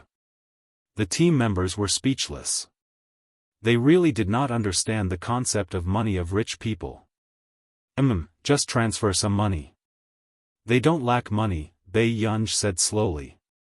In fact, good internet. Our nation's computing institute's conservative valuation of this computer was 200,000 to 300,000 yuan per unit. The design concept and various advantages were too far beyond the current technology level. It was to the extent that the manufacturers they were talking to were shocked and suspicious. Was technology so advanced now? However, after finding out what the product design was, they dispelled their worries and even bet that this product would become popular in the rich circle. This was the core model. Of course, there were also ordinary models, but the cheaper ones were more than 20,000 yuan. After Yelena transferred the money, the more she looked at Bei Yunj's computer, the more she felt that Bei Yunj was really good to her. The others gradually realized that they really didn't understand the world of the rich. For the entire morning, the other groups were rushing to finish the content. Only the sixth group was chatting, which made the other groups jealous. Team 5's face darkened. This group of people was really too arrogant. Noon. Bei Yunj and Yelena went out for dinner together. One of the members called and said that he had something to do in the afternoon and could not be there. Then the USB flash drive you left with me. The man hesitated. The key was that he had changed some of the content yesterday to make it easier for Yelena to give her speech. Bei Yunj said calmly, "Put it on my computer." "All right, sorry to trouble you." The boy heaved a sigh of relief. "It's okay. You do what you need to do." Bei Yunj didn't care too much and went to line up with Yelena to get the milk tea. But after the meal, as soon as Bei Yunj and Yelena returned, they felt that the atmosphere was not right. Everyone around them was looking at them. Team 5 looked like they were gloating, as if they were watching a good show. "Bei Yunj, did you ask Li Jun to leave the USB flash drive with you?" Bei Yunj nodded and glanced at his table. "Yes." "Then you took the USB flash drive?" the team member asked anxiously. Bei Yunj's gaze turned cold. "No." Chapter 8:30. Where did you get the time to get it? Yunj and I answered the call together. "We're in the canteen." Yelena frowned and said, "Don't tell me you lost the USB flash drive?" The others remained silent. The atmosphere fell silent. The other teams pretended not to see anything. Only Team 5 was gloating. Bei Yunj did not say anything and only walked to his table. He looked around and did not see the USB flash drive. Then, Yelena called Li Jun and confirmed that Li Jun had left the USB flash drive on Bei Yunj's computer before he left. Who was using the classroom at noon? Bei Yunj rubbed his fingers against the computer and asked carelessly. "I think there's only Team 1 and Team 5, someone said. Then, Team 1 immediately said, "Our team went to the classroom next door after that. Besides, only 2 people from our team stayed behind. I guarantee it wasn't us." Everyone looked at Team 5. At this moment, the members of Team 5 sneered. Who's to blame for not taking good care of their own things? That's right. They can only blame themselves for not keeping a low profile. They've been smug for so long. Now, they don't even have a PowerPoint. Everyone knew the importance of a PowerPoint, especially someone like Yelena, who needed to rely on a PowerPoint. Without a PowerPoint, the entire segment would collapse. Yelena's expression was ugly. The member behind her also said softly, Team 5 has been in our classroom from the beginning to the end. Yelena said in a low voice, do you know that this is theft? How can we sue you? What has it got to do with us? You lost your own things and you're still pushing the blame? Someone from Team 5 immediately stood up and said mockingly, do you have evidence that someone from our team took it? Actually, there were times when Team 5 left, but they were not so kind as to tell Team 6. What should we do? It's almost time for the speech. Can the PowerPoint be redone? Someone asked anxiously. Mandarin Chinese, the materials are all with Li Jun. It definitely won't work, another member said.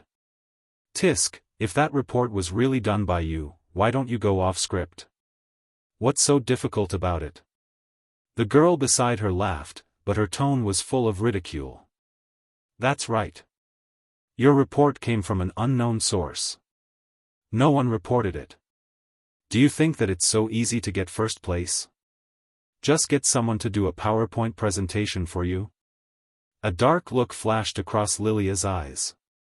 She curled her lips and did not say anything. Suddenly, a clear and cold voice rang out. Is no one going to admit it? No one responded to his words.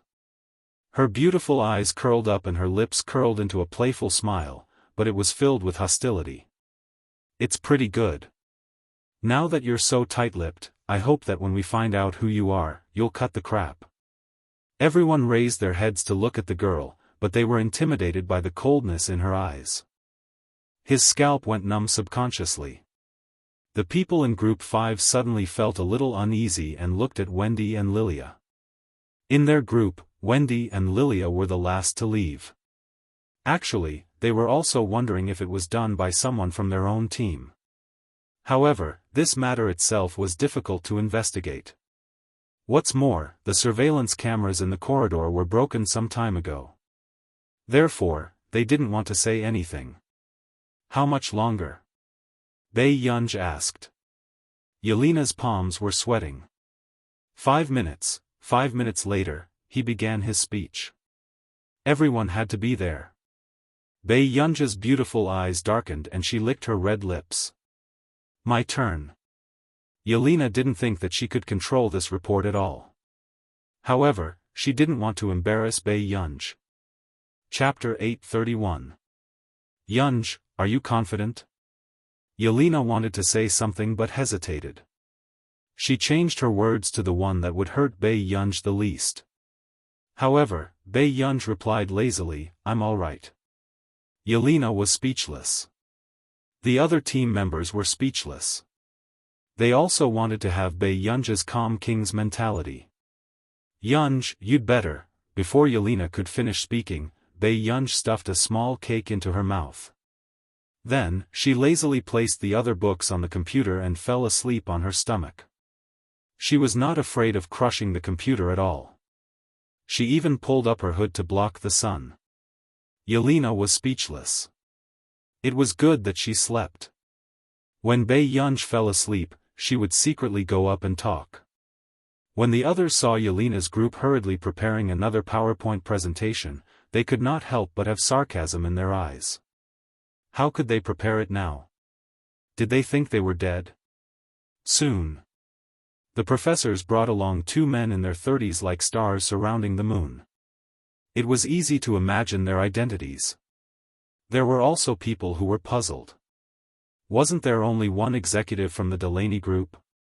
What about the other one? Only Lilia stared straight at the other invigilator. She was determined to make the invigilator remember her. This time, the order was reissued. Unfortunately, Yelena drew the 5th group, and Lilia drew the 6th group. This made Lilia raise an eyebrow with a smile on her face. Wasn't it perfect that there was such a lousy person in front of her to set her off? After the speech started. Although they were all students from the top universities, they were still a little nervous in front of these people. After the first speech, neither of them spoke and waited for the next one with an indifferent expression. It was obvious that these people were of no value to them. This made the later groups even more nervous. Happy. After 4 consecutive speeches, the senior executive of the Delaney Group, Sheng Yuanxiu, could not help rubbing the space between his eyebrows. Were the students of Nili University only at this level now? But would that ancestor even take a fancy to him? Beside him, Duan Shuang was also wondering if he should look at other schools. However, just as their thoughts were running wild, Yelena was about to go on stage when Bei Yunj suddenly woke up. Is it my turn? Yelena, why did he wake up at this time? Yunj, listen to me, I'm not listening. Bei Yunj stood up. Seeing that Yelena was not done, she reached out and gently pinched her cheeks. Her beautiful lips pouted, and her words could not be heard clearly. Yelena, at this very moment. Seeing that it was Bei Yunj who stood up, the other teams couldn't help but laugh. This made the other two a little uneasy. Could it be that this one was even worse? At this moment. Professor, what should we do if their PowerPoint slides are lost? Wendy asked with a gloating smile. His voice wasn't loud, but the 2 people in front of him heard it. Sheng Yuanxiu's face darkened. He threw the documents into the trash can. How could he lose his PowerPoint presentation? How could he let him do his research without worry? This made Bei Yunj glance at her carelessly. When Wendy met her eyes, she felt inexplicably guilty and quickly looked away. Seeing that she could not pull Bei Yunj down, Yelena was about to give Bei Yunj the simplified PowerPoint presentation that she had not finished. However, in the next second, Bei Yunj took her laptop and went on stage. Sorry, I don't need a PowerPoint presentation. Bei Yunj placed the laptop on the podium lazily and connected it to the projector. P.S. Pft, you're first in the monthly votes. Why are you so amazing today? Rub them and kiss them one by one. I'll go prepare to update. Guard the rankings obediently and send Master Pay up. Chapter 832. But if you need it, it's fine too. After Bei Yunj's computer was turned on, she slowly picked up the pen. Little Y, office mode. Soon, the people present heard a mechanical voice. It was the sound of the laptop. Roger that, Master. Please select the function attribute. Bei Yunj did not even raise her eyes. Speech and explanation. Yes, Master. Office mode, speech and explanation mode has been activated, then. Bei Yunj had just raised her face when Sheng Yuanxiu met her eyes. The pen in his hand shook and fell. Why was she here? Sheng Yuanxiu was one of the few higher-ups who knew that Bei Yunj was a partner out of nowhere. However, at this moment, when he met Bei Yunj here, his entire body froze. When he came back to his senses, Sheng Yuanxiu felt the new boss's gaze sweeping over. The back of his head felt cold. When he thought of what he had just done, he immediately walked to the trash can and began to rummage through it without caring about his image. This scene shocked the professors and students. What was going on with this big shot? Why did he start rummaging through the trash can? The assistant next to him could not stand it anymore. President Sheng, let me help you, no need. Sheng Yuanxiu immediately snatched the trash can and rummaged through it seriously. The assistant was speechless. What kind of special hobby was this? After finding the piece of paper, Sheng Yuanxiu carefully held it again. He glanced at Bei Yunj and returned to his seat. This also made Duan Shuang look at Sheng Yuanxiu with a strange expression. Bei Yunj glanced at the people present casually and said unhurriedly, "Good afternoon, everyone. I'm Bei Yunj, the speaker for this year's speech. My team member is Yelena." Hearing that, there was a burst of laughter from the audience.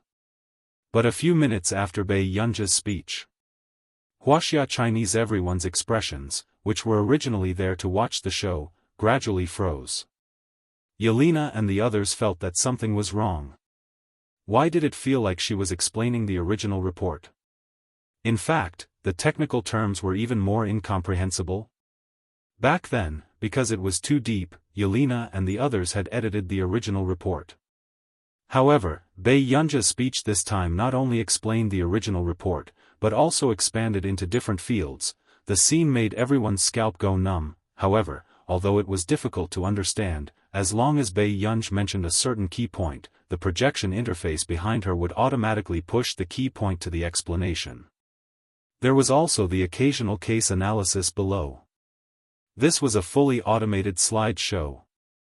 Yelena was stunned for a long time before she muttered, "How can a 10,000 yuan computer be of such standard?" The other team members were also shocked by Bei Yunja's inferior computer. They were speechless.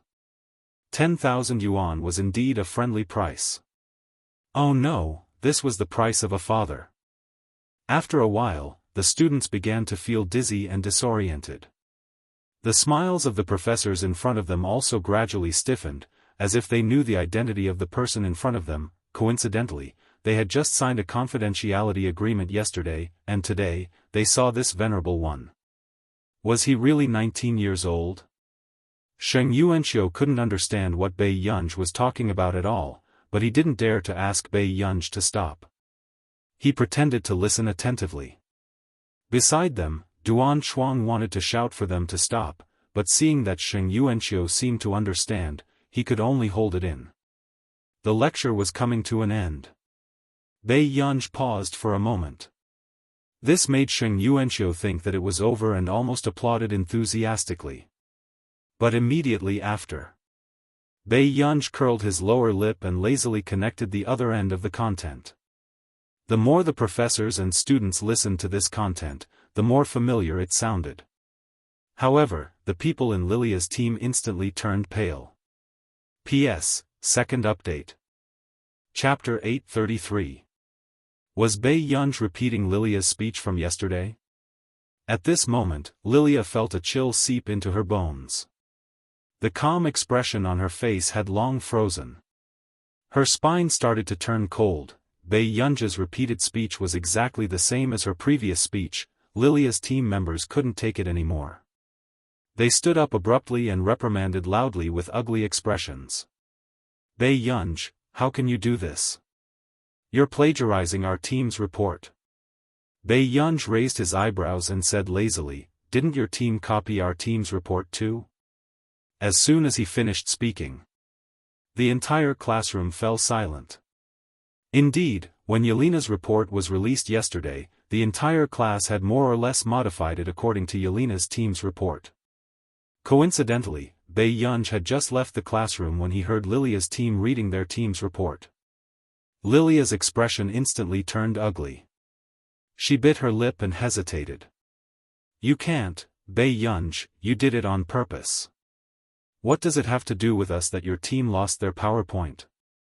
If you suspect us, show us the evidence. At this moment, the professors in the front row looked embarrassed. They used their eyes to hint at them not to ignore the occasion, but at this moment, no one paid attention to him. On the other hand, Sheng Yuanxiu looked at Lilia's team in surprise. There was no warmth in his eyes. He really didn't expect that someone would dare to pick a fight in front of him. Sheng Yuanxiu smiled and pulled back the professor who wanted to stop the fight. He wasn't afraid of blowing things up at all. If a student has a misunderstanding, just say it on the spot. This matter of stealing someone else's PowerPoint is too immoral. Our Delaney group doesn't dare to accept such a person. As soon as he finished speaking, the people in Lilia's team panicked instantly. They immediately exchanged glances and decided not to admit it. They didn't want to miss such a good opportunity. Hence. 67 Wendy said sharply, Bei Yunj, who do you think you are? You're deliberately targeting our team without any evidence. If you don't give our team an explanation today, I'll go and find the vice principal. She said proudly, not only you, but also your team members' results will be invalidated. Bei Yunj licked her canine teeth and sneered lazily. What if I find evidence? Without waiting for them to react, Bei Yunj said gently with a smile, is the whole group withdrawing from school? As soon as he finished speaking, The professors felt a chill run down their spines. They wanted to stop the students who were shouting at Bei Yunj. Who the hell was this? Yes. If she couldn't produce evidence, would she be able to stand on the stage and provoke her so calmly? However, the next second, Wendy sneered and said confidently, "If you find out who took it, then make the culprit drop out of school." What's wrong with that? Lilia's entire team seemed to have suffered a great grievance and clamored to cancel Bei Yunja's team's results. As long as Bei Yunja's results were cancelled, their team still had a chance to win first place. However, Bei Yunj casually took in everyone's expressions. She turned her head and rubbed the silver laptop in her hand. The corners of her lips curled up. "Little G, I need a surveillance video of this afternoon. It's related to the non-recognizable faces. Soon." Another mechanical voice that was different from the one just now sounded. It was a younger female voice. "Master, please wait a moment. The system is investigating." A few seconds later, the soft female voice sounded again. "Master, Little G has already intercepted unfamiliar faces for you. There are a total of 3 people. Do you want to enter the short video to check?" Chapter 834. As soon as he finished speaking, the hearts of the people in Lilia's team trembled. Their bodies stiffened as they stared fixedly at the brand new computer in Bei Yunja's hands. How was this possible? Which brand of computer would have such a device? The others did not know where this black technology came from. It could even be said that it was science fiction. Thus, everyone stared unblinkingly at Bei Yunja's computer. At this moment, Sheng Yuanqiu seemed to understand why Delaney was willing to give up his shares and pull Bei Yunj to his side. He was probably going to dominate the entire field of artificial intelligence. Sheng Yuanqiu felt a chill run down the back of his head. He felt that this new boss was more and more terrifying. Bei Yunj raised his eyebrows and casually glanced at the nervous faces of Lilia's team. His cold and dark eyes were filled with interest. "Look." His tone was slow and intimidating. "Look at those reckless people." As soon as he finished speaking, in the background of the projection, 3 faces appeared on the cover video. The texture was so clear that it was hard not to admit it. The first was Li Jun from Bei Yunja's team. The second was Wendy. The third was the boy from Lilia's team who had shouted the most. Instantly, the members of Lilia's team turned pale and their pupils constricted. The second one. Bei Yunj opened his mouth and the second video opened. Immediately, Wendy's voice was sharp and she shouted without any care for her image, "Turn it off. Turn it off." However, the projected video kept playing. The computer had long been in the testing stage and had been identified several times. It only accepted Bei Yunja's instructions. 51 Aesthetic. Soon, everyone heard Wendy's voice. "Are we really going to do this?" The next moment, a voice that did not appear was also recorded. It seemed to be chatting. "Forget it. First place is not that important to me. On the other hand, you will be ordered to leave Neely, right?" Everyone recognized this voice. It was Lilia. From the angle of the table looking up at Wendy, one could clearly see her twisted face when she was jealous. "Why can that bunch of trash get first place? We don't even know if their report is theirs." Lilia's voice was laughing. "Indeed, but there's nothing we can do about it." "Who says there's no way? Their USB drive is here. Isn't that an opportunity given to us by God?" After that, Wendy directly took the USB flash drive. Lilia, who was beside her, seemed to be persuading her, but every word she said was retreating in order to advance. He asked Wendy to go outside the school and destroy the USB flash drive. After the short video was played, the way everyone looked at Wendy changed. Even the way they looked at Lilia was thought-provoking.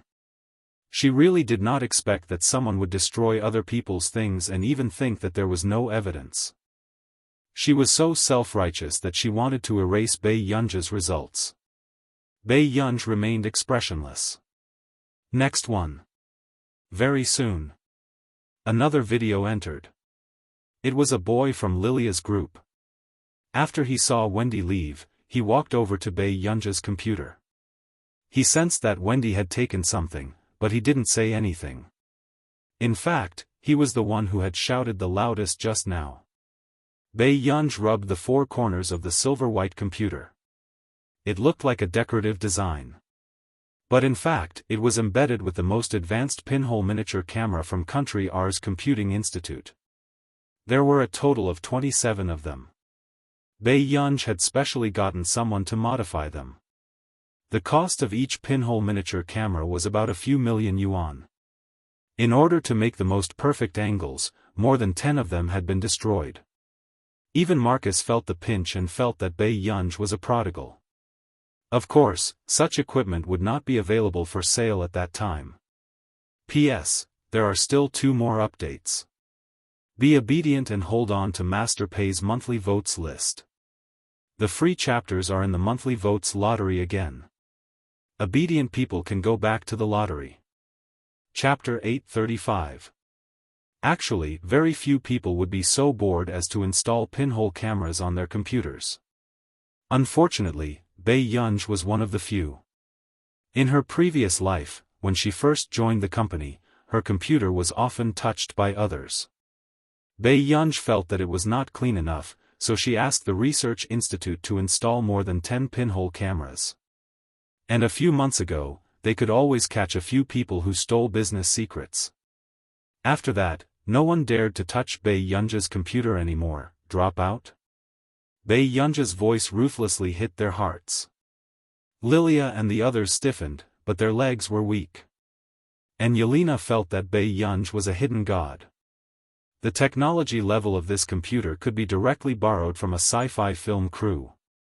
10,000 yuan could buy this computer, right? The other members of Bei Yunzhe's group started to envy Yelena. When Bei Yunzhe came on the first day, only Yelena was close to Bei Yunzhe. She had bet on the right thing.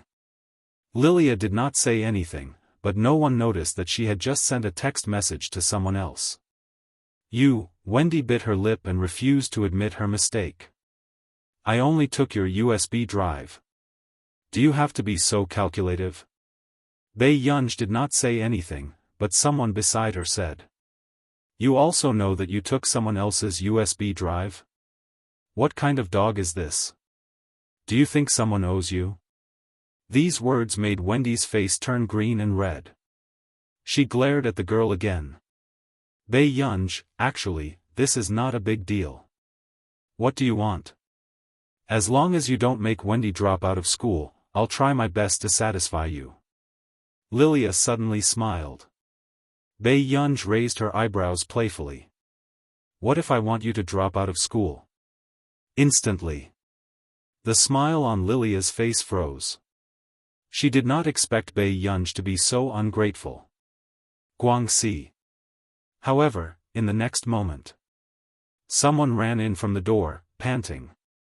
Lilia, and the exchange students who just arrived, please follow me to the vice principal's office. Hearing this, the other professors' expressions changed. When did the vice principal come back? The professors wanted to stop Bei Yunzhe, but they couldn't show it in front of the students. In the end, they could only push a professor out and quickly call Principal Worrell.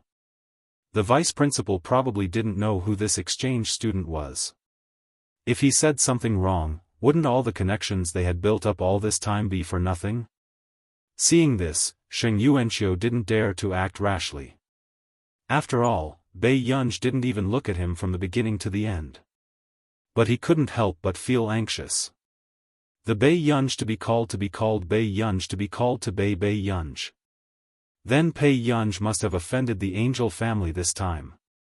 Yunzhe to Bei Yunzhe to be called to be called to be to be called to be called to be called to be called to be called Bei Yunzhe of Bei the of Bei to be called to be called to Bei to be to the to be called to TSK, when Lilia went out just now, she looked so happy.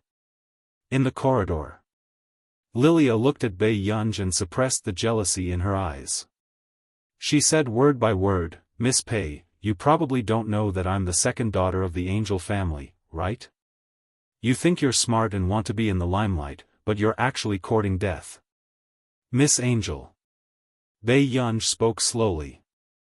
When Lilia turned her head, she sneered softly and said in a casual and unruly tone, before you say anything, you should think carefully.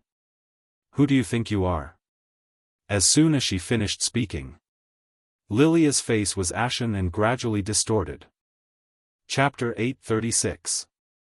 At the Vice Principal's office. The moment Bei Yunj and Lilia entered, the Vice Principal walked up to Lilia enthusiastically. Lilia, have you lost weight recently? Sit down and talk. Lilia sat on the sofa and looked towards Bei Yunj. She realized that she was already sitting on a rattan chair. The Vice Principal's expression did not look good. Vice Principal, let's solve the problem. Lilia told him about the feud between Bei Yunj and her team, avoiding the important points and dwelling on the trivial ones. It only made people think that Bei Yunj was deliberately using her report to embarrass her in public. Lilia smiled and said, this matter has a huge impact on my team. Vice Principal, you know what the annual recruitment season means to us. The Vice Principal's face darkened and he did not look Bei Yunj in the eye. Lilia, don't worry. When Mr. Angel comes, he will definitely give you a satisfactory answer. With that, he turned around and said coldly, Student Pei, right? I wonder if your guardian can be present now? Or any elder will do. Bei Yunj said slowly, no. The Vice Principal's face darkened even more as he mocked, Student Pei, do you think it's so easy to resolve something like this today? Bei Yunj's eyes moved. After thinking for a moment, she chose one from the list on her phone. Soon. Under the floor-to-ceiling window, Delaney, who was drinking with his legs crossed, suddenly felt his phone vibrate. He turned to look at the caller ID and shuddered. God of Fortune. Delaney immediately picked it up. Master Pei, what's the matter? Bei Yunj was silent for a moment. There's something. Neely University wants to invite my parents. But my parents aren't in our nation. Delaney's body trembled. He did not expect Neely University to be so arrogant. Invited parents? How were they going to send them back? After reacting, Delaney was inexplicably excited. So, he had a chance to be a fake parent? Rounding up, it would be his daughter later? There was such a good thing? Delaney put on his suit jacket and picked up his most expensive and flashy car keys. He smiled kindly. I understand. Everyone needs an amiable parent. Aren't I here now? Yunj, don't be anxious. Bei Yunj could sense his anticipation. He felt that something was wrong.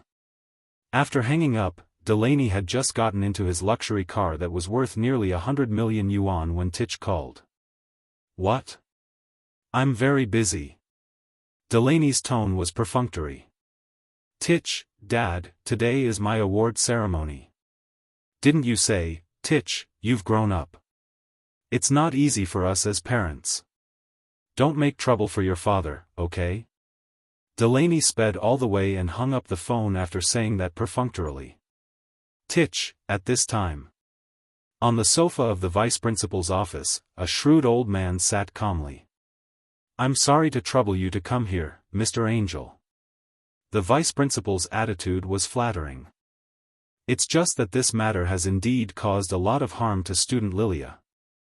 Angel turned around and saw Bei Yunj. He couldn't help but frown. Why was it her? Seeing that it was Bei Yunj, Angel hesitated. After all, it would be troublesome if he offended Fernans. However, Lilia suddenly said, Grandpa, because of something this time, Miss Pei wants me and my friend to drop out of school. Seeing this, the vice principal immediately spoke up for Lilia and exaggerated Bei Yunja's evil deeds. This made Angel's expression darken as he asked in a low and dignified voice, "Miss Pei, you want my granddaughter to drop out of school? P.S. 500 monthly votes have been delivered. The monthly votes will continue to increase by 1,000. Thank you, children, for helping Master Pei surpass the rankings. First place on the monthly votes list, a new high. Let's guard the monthly votes list and send Master Pei up." Chapter 837. Angel's gaze was cold and carried the pressure of a superior. However, Bei Yunj still looked at him unhurriedly and asked, "Could it be that she's my granddaughter?" In an instant, the atmosphere became even colder. Angel's face darkened. This was the first time he had met such a daring little girl. Did she really think that she could be unbridled just because the Fernandes family had taken a liking to her? "When will the parents she called come?" Angel asked in a deep voice. "Half an hour." After the vice principal finished speaking, he said indignantly, "Old sir, don't be angry. I'm already preparing to contact Hengda High School in Yuncheng and ask her school to expel her." Bei Yunj raised her eyelids and glanced at him. Then, she chuckled softly. "What are you laughing at?" Angel asked with a dark face. "Nothing. I just feel that at your age, you've reached out quite far." Bei Yunja's slow words instantly made the vice principal and Angel's faces darken. Anger was about to erupt from their chests. What did she mean by that? Was she cursing them to die early? Bei Yunj. Lilia's expression changed as well. This was the first time she had met someone who dared to speak to her grandfather like that. "Good. Very good." Angel slammed the cup on the table. Then, he asked with a dark expression, "Who are her parents?" When the vice principal heard this, he whispered to Angel in a fawning manner, "No matter how powerful they are, can they be more powerful than you?" A dark look flashed across Lilia's eyes as she reminded him softly, "Grandpa, the Baiyin Manor is only 10 minutes away." Obviously, the person Bei Yunj was looking for was not Fernandes. Angel's brows relaxed. Then he had nothing to worry about. He took a deep breath and picked up his teacup again. His tone was filled with a hint of arrogance and sarcasm. "All right, since she's insensible, then let's wait for her parents to come and let them teach her how to be sensible." Not long after, the vice principal sent an email to Hengda High School right in front of Bei Yunj, requesting that Bei Yunj withdraw from the school. However, when he turned around, he found that the man was still playing with his phone fearlessly. His attitude was particularly arrogant. "When are your parents coming?" the vice principal asked coldly. "The students are not sensible, and the parents don't have a sense of time." Angel sneered. "But don't worry, student Pei. I'll wait for your parents to arrive." Angel thought that Bei Yunja's parents didn't dare to come and were deliberately stalling for time. However, as soon as she finished speaking, a young man in a suit wearing glasses walked in. He was holding a bag and panting. He didn't look too good. Today, the boss had insisted on driving a convertible sports car. Great, it had just rained. He could only let him come to Neely University first. Miss Pei, boss is coming soon," the assistant explained carefully. She did not dare to tell Bei Yunj that Delaney had gone back to change. Bei Yunj looked up and asked, "Where is he?" "Boss asked me to come and listen first. He'll be here soon." After the assistant finished speaking, a mocking look appeared in Angel's eyes. "As a parent, you don't even dare to come?" Angel leaned against the sofa and said coldly and sarcastically, "In that case, I want to know how you want to deal with her. Your family's young lady is very good at offending people." The assistant, who had been speaking obediently to Bei Yunj, quickly got into character. He smiled meaningfully and asked, "Deal with her? She offended our Angel family." "Don't you think she should?" The assistant adjusted his tie and interrupted him gently. I forgot to introduce myself. I'm the assistant to the CEO of Delaney Group. P.S. The monthly votes have exceeded 1,000. After writing today's update, there's still a double update. The monthly votes have exceeded 1,500. Continue to update. They have been very impressive these 2 days. Master Pei is still at the top of the monthly votes list. Old Su continued to update after guarding Master Pei's ranking. After a few chapters, Master Du should be out. Chapter 838. As soon as he finished speaking, Angel, who was still full of sarcasm, gradually stopped and looked up at him. How was this possible? He remembered that Delaney only had one son. How could he have a daughter? Besides, didn't Fernan say that this girl had no background? She was really Delaney's daughter. Was this called no background? Or, Fernand's had long wanted to marry Delaney? Angel's mind buzzed, but the assistant smiled. Before anyone else could react, he placed the gold-plated business card on the table. This is our corporation's legal number. Mr. Angel, please accept it. Then, the assistant smiled and said, the corporation hasn't fought a lawsuit for a long time. The legal team has been very free recently, so don't worry. The meaning behind his words was obvious. I'll wait for you to tear it apart. At this moment, the vice principal's expression also changed and he froze. He did not expect this exchange student to be related to the Delaney Group. The scientific research field had been in a slump for the past 2 years. Before the Higgins family fell behind, the Angel family had always been the dominant one. Although the Delaney Group was known as the number one in technology, it was still a small family and a new corporation. However, for so many years, the Angel family's scientific research had not been able to cause any big waves. Therefore, when Delaney bought the patent for a sky-high price and started a new project, the Delaney Group almost set off the mainstream of technology. After a beautiful turnaround, the Angel family had no way to fight back. This year's asset evaluation was on par with the Angel family's Angel Group. Angel's expression did not look too good. Everyone knew that the Delaney Group's legal team was definitely the best in the country. They had never failed for so many years. They used such a team to resolve campus disputes.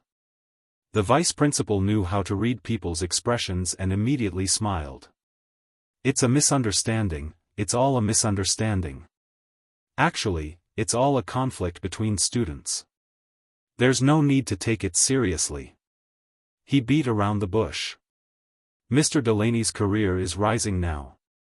I don't think he'll find an opponent for himself over such a small matter, right?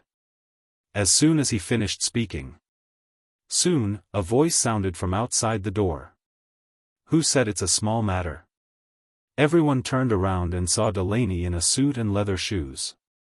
He straightened his back and had 7 or 8 bodyguards behind him. His aura was oppressive. How was this a school visit?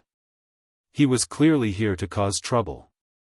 Bei Yunj, she had asked him to come to school, so why did he bring so many people with him?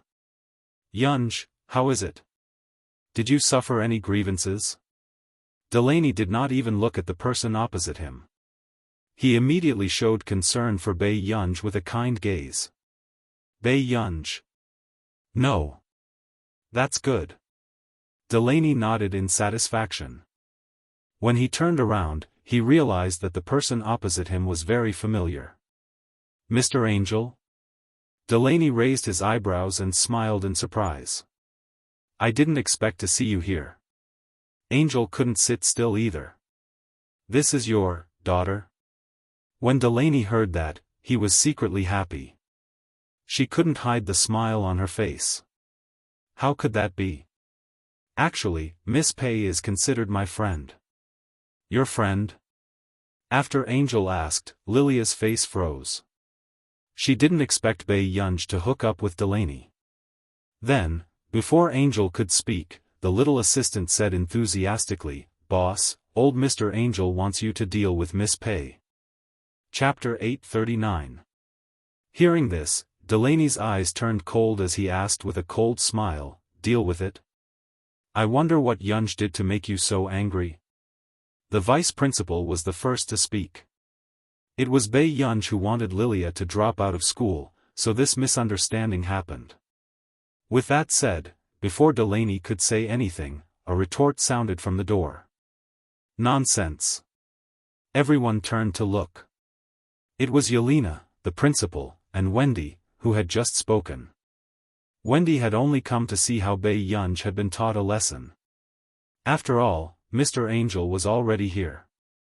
Wouldn't Bei Yunj lose a layer of skin? However, she did not expect the current situation to be completely different from what she had imagined. "What's your name?" "How dare you?" Before the vice principal could finish speaking, Principal Worrell's expression was livid as he interrupted him with a terrible tone. "Principal John, it's been hard on you to deal with a student's matter after returning to Neely." The vice principal's gaze was evasive. When he was placed in Neely University, everyone knew that he was from the Angel family. This time, hearing Principal Worrell say this, he felt even more guilty. "Principal Worrell, I just think that this student's behavior is bad, so we must shut up." The veins on Principal Worrell's forehead were starting to pop. Usually, it was fine if John was biased occasionally, but he could not be bothered. But now, he even dared to touch him? "Yelena, continue," Principal Worrell said. "This matter. It's clearly because Wendy and Lilia stole our team's USB flash drive." Yelena did not hide anything and repeated the entire matter. She added, "If you don't believe me, we still have a video." Instantly, Lilia and Wendy could not stand still. "Principal Worrell, my granddaughter has been studying here for 2 years. Why do you have to make such a fuss in the 3rd year? Just get Lilia to apologize and punish her." After knowing the truth, Angel changed his words and said in a low voice, "I hope Principal Worrell can give me some face." With that said, the sound of a mineral water bottle being crushed abruptly rang out from the side. In the blink of an eye, he saw Bei Yunj standing up casually and throwing the crushed mineral water bottle into the rubbish bin. Her bright and languid eyes were filled with coldness. His intimidating aura made people inexplicably fearful. Without saying a word, Principal Worrell felt inexplicably terrified. Principal Worrell felt his scalp go numb. Was this a joke? If he gave Angel face, who could appease this ancestor? After regaining his senses, Worrell immediately said, "John, from today onwards, you are suspended from all positions in the school." Lilia and Wendy were involved in serious matters and were dealt with according to their own will. As an insider, Paul has seriously disrupted the school's discipline and will be penalized once. Instantly. Not only the students, but even Angel and the vice principal's expressions changed. It was clearly a small matter, so why did it become so serious? Because of Delaney? However, Delaney Group and Angel Group were still on par with each other. Why did Principal Worrell have to be so ruthless? Suddenly, Principal Worrell walked over to Bei Yunj and greeted her warmly. "Hello, classmate Pei."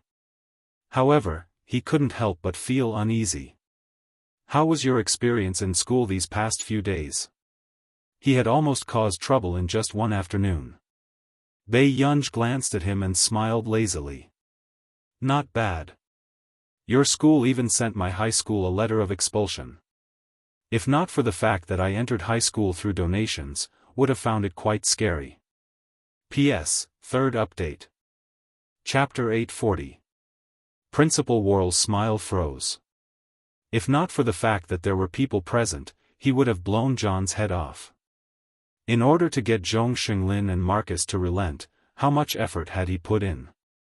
He had gone to the square for afternoon tea in the afternoon, and this dog dared to send a letter of expulsion to his school? Did he know how much he had spent to get Bei Yunj to become a professor at Neely University? "I'll get someone to change it immediately." "Student Pei, don't worry about this," Principal Worrell said immediately. At this moment, Delaney could not understand Bei Yunj anymore. With her standard, she even donated a building to enroll? Did the big boss have so many tricks up his sleeves? I still have something on, so I'll go back first. Bei Yunj said goodbye politely and walked out. Delaney immediately chased after her. Master Pei, are we still going to recruit people from Neely University in the future? Up to you. Just as Bei Yunj finished speaking, someone walked over. Hello, Student Pei. I'm Duan Chuang, the Deputy Chief of CI-7 Neely Branch. I wonder if you're interested in CI-7. Duan Chuang handed the name card to Bei Yunj. Delaney glared at Duan Chuang fiercely for poaching people back then. Duan Chuang turned around and saw Delaney's hateful gaze.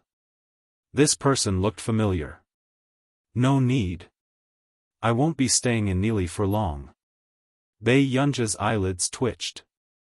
This was the first time Duan Chuang had been rejected. He was stunned for a long time before smiling. In that case, here's my name card. You can contact me if you need anything. With that said, he handed the name card to Bei Yunj. After Duan Chuang left, Delaney said sourly, Master Pei, where did so many people come from? I don't know. Bei Yunj stuffed it into her pocket. After entering the classroom, she put the name card in Yelena's book. Coincidentally, from today onwards, she did not have to return to Neely University. In the principal's office. Principal Worrell, are you going to embarrass the Angel family like this? Angel's expression turned ugly. Don't you already know what your granddaughter has done? Worrell asked. But that's my granddaughter, Headmaster Worrell. Are you willing to side with the Dreenii and offend me? Angel questioned.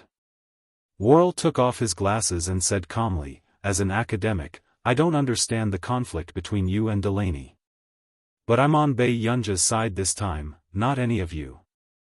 Hearing this, Angel suddenly froze. He asked instinctively, what's so scary about Bei Yunj? Worrell looked at him deeply. She's the one you should be most afraid of. As a friend, I have to remind you not to provoke her. Otherwise, you will find that no one can help you when the time comes. After that, Worrell ordered them to leave. When they returned to the classroom, everyone realized that Lilia had really transferred schools. She was transferred to an aristocratic school that the Angel family had invested in. At the door, Wendy grabbed Lilia's hand in a sorry state. Yaya, can you bring me along? I've been expelled too. I don't know where to go. Lilia's face darkened as she flung her hand away, her eyes filled with disgust. Bring you along? Can you afford the tuition fees of an aristocratic university? Wendy's face turned pale. Just as Lilia was about to leave, Wendy gritted her teeth and said, but I can help you do anything. As long as you help me. Lilia suddenly stopped in her tracks, a dark look flashing across her eyes. P.S. Fourth update, I'm making up for it. Be obedient and vote more monthly to stabilize Master Pei's ranking. It's easy to drop in the first few days of the month.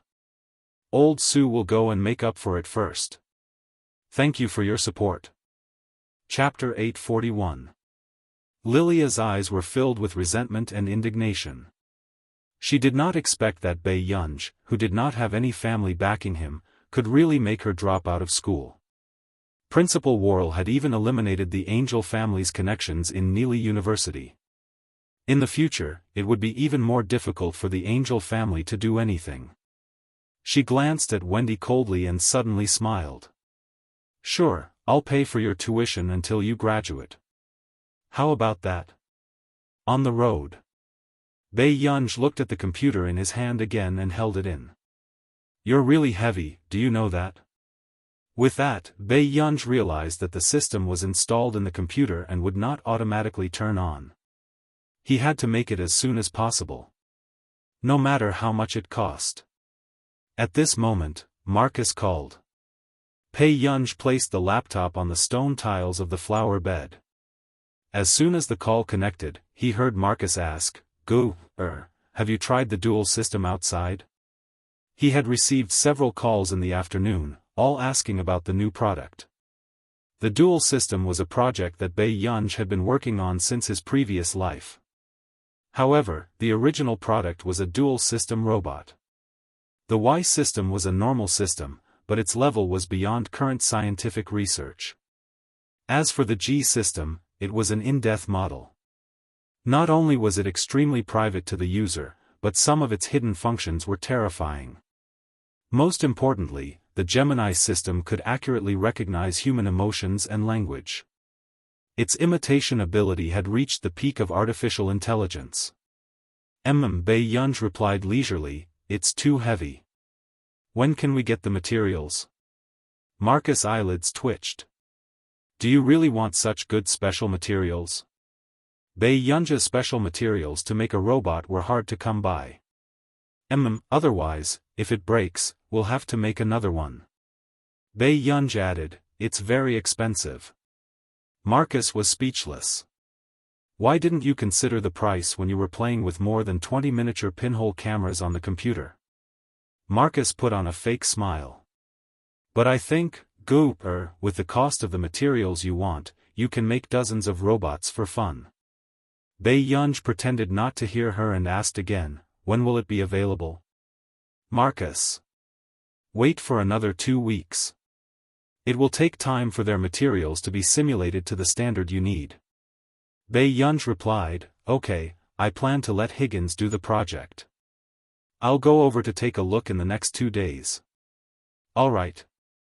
Marcus also knew that Bei Yunj was the heir of Higgins Group. He didn't forget to say, "Remember to prepare for the award ceremony the day after tomorrow." "Yes." Higgins Group. Mai Weiyu walked into Shang Yan's office and threw the report on the table. Her eyes were filled with anger. "Why aren't you willing to change this project?" Shang Yan's tone was indifferent and natural. "Only she has the final say in her project." Mai Weiyu pursed her red lips. Her eyes were filled with sarcasm as she laughed. "An outsider wants to take down Higgins?" Mai Weiyu was the illegitimate daughter of the second head of the Higgins family. She had only been recognized by the second head of the Higgins family 5 years ago because of her business and research abilities. However, her name had never been changed. "Shang Yan, how do you think a young girl like her has the capital to fight against the people in the family?" Mai Weiyu smiled and couldn't hide the jealousy in her tone. "Or do you have other reasons for helping her?" P.S. 4th update. Chapter 842. It was as if he was born to be the center of attention. The smile on Bei Yunja's lips could not be hidden as she quickly ran towards him. Seeing this, Huashidu immediately reached out and held the young lady's shoulders. He let her hug his waist. The man looked down at her. His laughter was low and hoarse. It was so gentle and ambiguous that it made her blush and her heart race. "Why are you running? You didn't bring an umbrella?" Huashidu's slender and well-defined hand touched her black hair. "It was a little wet. It's only a short distance from the airport." Hence, she did not have time to open an umbrella and ran over. The people not far away could not help but take a few more glances at the two of them. Indeed, the airport was a good place to torture single people. Huashidu glanced at her a few times, then watched as Bei Yunj suddenly took away his luggage. Her bright and beautiful eyes were a little serious. "Brother, I'll help you carry it." But as soon as she finished speaking, it just so happened that not far away, someone rushed over recklessly. Huashidu's eyes were sharp and his hands were fast. He hugged the young lady's waist and easily turned his head to place her on the steps. Then, he took the luggage. Bei Yunj was like a human-shaped doll as she was carried to the side. "Sir, I'm sorry. I was in a hurry and bumped into your girlfriend." That person apologized sincerely. The man glanced at Bei Yunj. Then, he turned his head and curled his lips casually. "Okay, be careful next time." Bei Yunj, then. Before Bei Yunj could react, she had just raised her head when the light in front of her was blocked. Huashidu pulled down his scarf and slowly tied it around Bei Yunj. He stared at her for a while and suddenly bent down. "Brother, take a look." The man's deep and magnetic voice was not serious. It was frivolous and gentle. "Brother's little girlfriend, have you lost a little weight?" She was surrounded by his warm and pleasant scent. The man's gaze was even more intense. Bei Yunja's ears instantly burned. She shrank into the scarf and turned her head away. Seeing this, Tian. Huashidu did not continue to tease the little girl and brought her back to the hotel. "Brother, you're not going to meet old Mr. Fernandes?" Bei Yunj asked. "You've seen him?" Huashidu asked. Bei Yunja's attention as she looked at the scenery outside. "You'll see him sooner or later." The man's answer was not clear. Bei Yunj did not dwell on this question. Instead, she smelled the familiar and pleasant cold scent on the scarf and felt a little relieved unconsciously. Huashidu also noticed the redness in her eyes. Before Bei Yunj could react, the man's warm and dry palm covered her forehead and brought her to his side naturally. Sleep. I'll call you when we get there." Bei Yunj leaned against the man's leg and looked at Huashidu for a while before she turned away.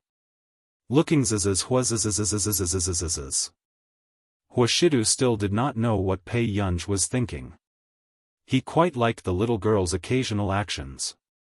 He only took a thin blanket to cover her and rubbed his fingers against her cheek affectionately. "Good night, Yun." Just as they were about to get out of the car, Tseng Su received several messages, all of which were sent by that person. He did not know who had revealed that Master Du was coming to Neely. Tseng Su groaned in his heart. He only hoped that he would not bump into that young lady. Unexpectedly, he bumped into her the moment he got out of the car. Outside the hotel, there was a long corridor to shelter them from the rain. "Where is Huashidu?" Lilia gritted her teeth and made up her mind to tell him about Bei Yunj. "P.S. Master Pei, I came at a bad time. I can only feed you some dog food to express my sincerity. Thank you, darlings, for helping Master Pei maintain the monthly votes." Chapter 843. The moment Tseng Su got out of the car, he was blocked by Lilia. He immediately stopped Lilia. "Miss, Master Du doesn't want to see anyone yet." Lilia pursed her lips and looked at Tseng Su coldly. "Get out of the way. Miss, don't make things difficult for me." Tseng Su's tone was gentle, but he had no intention of letting her go. Seeing this, Lilia suddenly rushed to the back seat. But not long after, she was stopped again. "You." Lilia was exasperated. Suddenly, the back door slowly opened.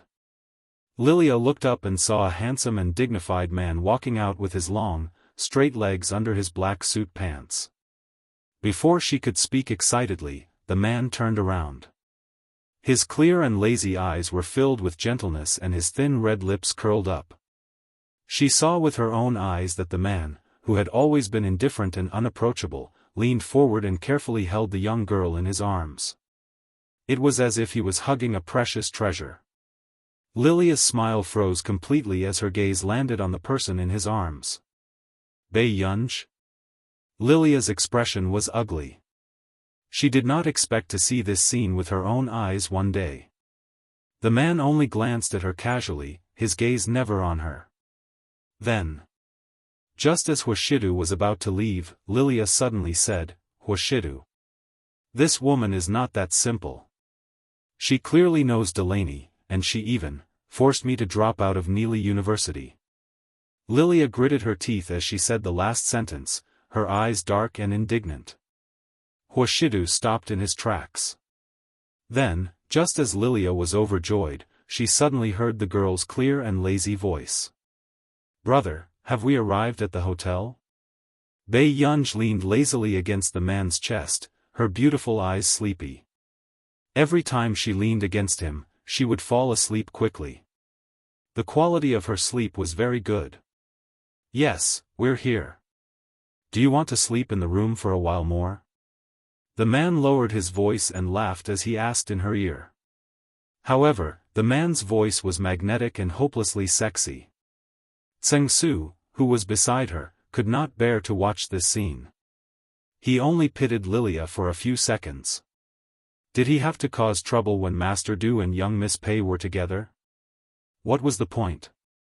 When Miss Pei was by Master Du's side, did Master Du have eyes for anyone else? Lilia's expression was extremely ugly. Subsequently, Bei Yunj also caught a glimpse of Lilia and raised her eyebrows. After the two of them looked at each other for a few seconds, Bei Yunj suddenly laughed. She lazily leaned against the man's chest, raised her fair and slender arms and hooked them around his neck. She gently raised her head and rubbed against the man's perfect jawline in an ambiguous and ticklish manner. It was a straightforward declaration of sovereignty. "Brother, my waist hurts from being in the car for so long." Bei Yunja's red lips curved upwards. Her lazy voice was just the right amount of flirtatious. "You have to help me rub it."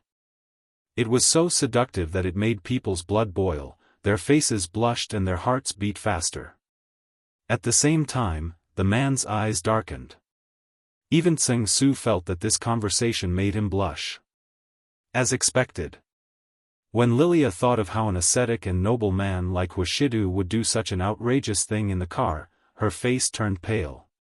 She gritted her teeth and looked at Bei Yunj. Bei Yunj was still careless as she drew circles on the man's chest with her fingertips. "Brother, don't keep quiet." Who knew, the next moment, the man's eyes were so dark that they could not be seen clearly. He slowly swept his gaze over her. "Tseng Su, just one room is enough." Bei Yunja's smile froze. P.S. When Master Du came out, our monthly votes started to drop. Don't you all like Master Du? The monthly votes ranking is dropping. Be good and work hard to send Master Pei to the front row. Pinch. The monthly votes reached 2,000 plus chapters. Because the management children were disobedient, they spent a few hundred monthly votes. Chapter 844. Tseng Su wanted to say something but hesitated. In the end, he turned around calmly. Yes. Bei Yunj also looked at Tseng Su, but Tseng Su seemed to have eyes on the back of his head and immediately ran in. Bei Yunj, Huashidu, Bei Yunj is already so good at seducing men at such a young age. Even Delaney. Lilia's face darkened as she spoke. Suddenly, the man's voice interrupted her. His pale-colored eyes lost their warmth, and his usually gentle and light voice was a little cold. "Miss Angel, do you really think that the Angel family can protect you?" Lilia froze. Huashidu's meaning was obvious. If she continued, he would not give the Angel family any face. But this was all for a woman? Isn't it good for our two families to have a marriage alliance? Why did you choose such a flirtatious woman? How is she? Get lost. As soon as he finished speaking, Lilia could not react. Huashidu was the one who said that. The man's peach blossom eyes, which used to be lazy and attractive, were now filled with coldness. His tone was flat and light. "If you don't get lost, no one can save you." Even Bei Yunj looked up at him. This was the first time she saw him really angry. The Hua family's good upbringing made the man's every move seem refined and polite. She had never heard him say this word. As soon as he finished speaking, Lilia's expression did not look too good, but she did not dare to say anything. After all, even Fernand's went along with Huashidu's temper. At this moment, Huashidu carried the person in his arms and went straight to the top floor of the hotel. In the elevator, Bei Yunj was silent for a moment. "Brother, it's a little hot." There was a heater in the hotel. She was wrapped in a blanket and a scarf. Who knew? The man glanced at her casually. He seemed to have thought of something and his thin red lips suddenly curled up. His deep voice was a little charming as he said slowly, "What's the hurry? Go back to your room and take it off." Bei Yunj, ? Wasn't there something wrong with his words? Huashidu sensed the young lady's gaze and pretended not to see it.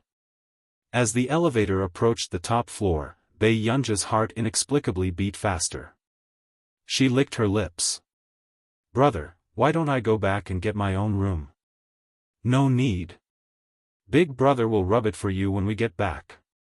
The handsome and noble man's smile was charming. His magnetic and lazy voice echoed in her ear, and it was so flirtatious that it was burning hot. Try your best to make our union comfortable. Bei Yunj, in the presidential suite. The rain outside had also gradually stopped. From the top floor, one could see the scenery of the city outside the window. After watching for a while, Bei Yunj turned around and saw the man taking off his suit jacket. Are you serious? Bei Yunj looked at him for a while and narrowed her beautiful eyes. She suddenly smiled and said, Brother, you have to be gentle. Otherwise, you'll leave a mark. After that, Bei Yunj really took off her windbreaker. Inside, she was wearing a spaghetti-strap dress. Normally, Bei Yunj would not dress like this when she went out. However, she had made it this morning, so she casually put on a khaki windbreaker. After taking off his coat, the girl had black hair and snow-white skin. The wine-red satin nightgown made her skin look as cold and fair as jade. Her calves were so fair that they were dazzling. A certain someone who was about to go to work, the man's gaze darkened silently. Then, Bei Yunj even brushed her black hair aside, revealing her back. Her slender fingers caressed the zipper at the back of her dress. Brother, do you need me to open it? P.S. Master Pei, who can't take any provocation, is starting to cause trouble again. The monthly votes are 2,000. I'll add more later. Old Sue continued to write. Chapter 845. The girl's back was facing him. She turned her head halfway and brushed her black hair with one hand while her other slender and fair hand tried to pull down the zipper. Suddenly, the man lowered his eyes and restrained the dark emotions in his eyes. He was extremely tempted. His low and magnetic voice sounded casually. Yun, if you take it off later, you might not have the strength to wear it. Instantly, these words made the girl's fair hand stop. Bei Yunj's clear and beautiful eyes stared straight at him. After a while, beside the sofa, Bei Yunj rested her chin on her arms and leaned against the sofa. Her bright eyes were lazy and it was obvious that she was extremely comfortable.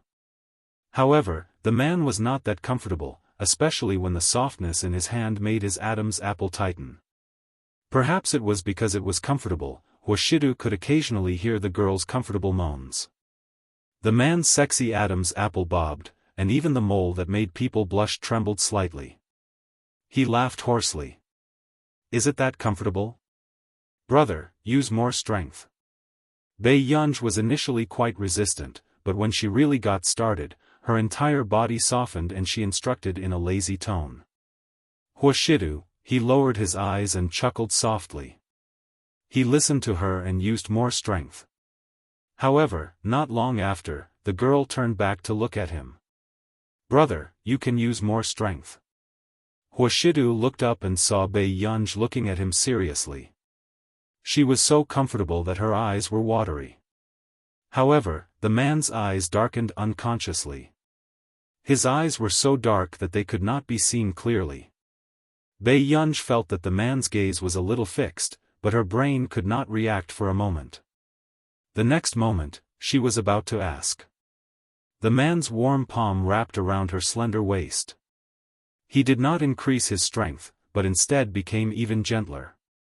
His slender and well-defined palm caressed every part of her waist, bringing about a tingling and numbing electric current. For some reason, the temperature was a little hot. It was so ambiguous that it made people blush. Bei Yunj's body trembled unconsciously. Do you want me to use more strength? The man's pair of usually lazy and cold peach blossom eyes revealed a hint of profoundness as he gloomily stared at her back. His tone still seemed to be indifferent. The strength on her waist was neither heavy nor light, but it was enough to make her legs go soft. Following that, it was a man's languid voice that revealed some kind of emotion. His low and hoarse chuckle was a little deep and blatantly seductive. But what if she cries? What should we do? Bai Yunj looked up and saw that the man's eyes were so dark that even the light could not be seen. Danger was lurking everywhere. However, the naughty and lustful feeling made her ears burn, and she subconsciously avoided his gaze. Suddenly, without thinking, Bai Yunj grabbed the man's hand to stop him from massaging her. However, the little deer in her heart had long panicked and was stumbling all over the place. The two of them looked at each other. The man's eyes were good-looking to begin with, and the corners of his upturned eyes were a little attractive. When he looked straight at her, it was as if he could transmit a kind of explicit and burning feeling, burning her heart. Soon, he lowered his eyes and suppressed some kind of emotion. His Adam's apple bobbed. "Child, don't look at me like that next time." Huashidu licked his lips and said in a low and sexy voice, "You'll be afraid." As soon as he finished speaking, Huashidu was about to leave, but the other fair and tender hand on his wrist did not let go. He looked at her for a while, and his low and magnetic laughter was a little hoarse and seductive. "You really don't want me to leave?"